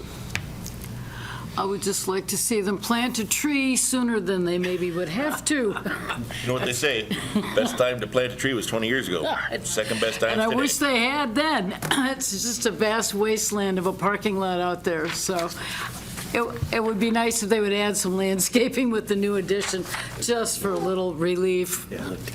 Thank you. All right, the motion is to approve. All those in favor signify by saying aye. Aye. Any opposed? And that is approved. Item number 12 is review and possible action on the 2021 Housing Affordability Report. This report comes to us every year. It's a requirement, and we do our best to comply with that, even though it may be just going through the motions sometimes, it seems. Adam, you want to cover that one? Yeah, so as the mayor mentioned, this is a yearly occurrence where state statutes requires municipalities exceeding 10,000 persons to essentially look at ways to reduce the cost of new subdivision development by 20%. Naturally, as one can tell, it's an arbitrary process in terms of the extent that we as a municipality can directly control the costs of new subdivision development, especially by 20%, a pretty significant figure. If we can control gas prices, we can certainly control the cost of construction. Yeah. Oh, mail. And the mail, yes, and the mail. We control that too. But ultimately, the report that's before you goes into specifics about prior city action as it relates to housing, the 2006 comprehensive plan, look at housing demand and affordability, now pretty recent census data from the 2020 census, and then along with outlining specific parcels that are zoned residential that can be developed, that are currently vacant, I should say, that's zoned residential that can be developed for residential use down the road. So the second half of the packet essentially covers that. Thank you. And staff puts a fair amount of time into this unfunded mandate, so we would appreciate your approval. Commissioner Hilton? You have done a fine job of putting this into the appropriate bureaucraties that will satisfy the higher-ups. So, big thumbs up, and I move approval. Thank you. Seconded by Schuler. Discussion. It's highly nuanced. Yes. It is. It is. Yeah, there's a lot of things that the federal government should, state government should be able to kiss my nuance. All right, we have a motion to approve. All those in favor signify by saying aye. Aye. Any opposed? And that is approved. What? Okay, we're good. If we can't have fun with it, why are we even bothering, right? 13 is the September, October, and November 2022 monthly reports. Director? I'm just going to skip right to November. Year-to-date declared valuation is about $97 million, which is ahead of where we typically are compared to 2021. You'll notice, as I've said this a number of times, the number of permits that have been taken out continues to increase, which continues to put demand on inspection staff. So we're very grateful for our city inspectors and the work that they do.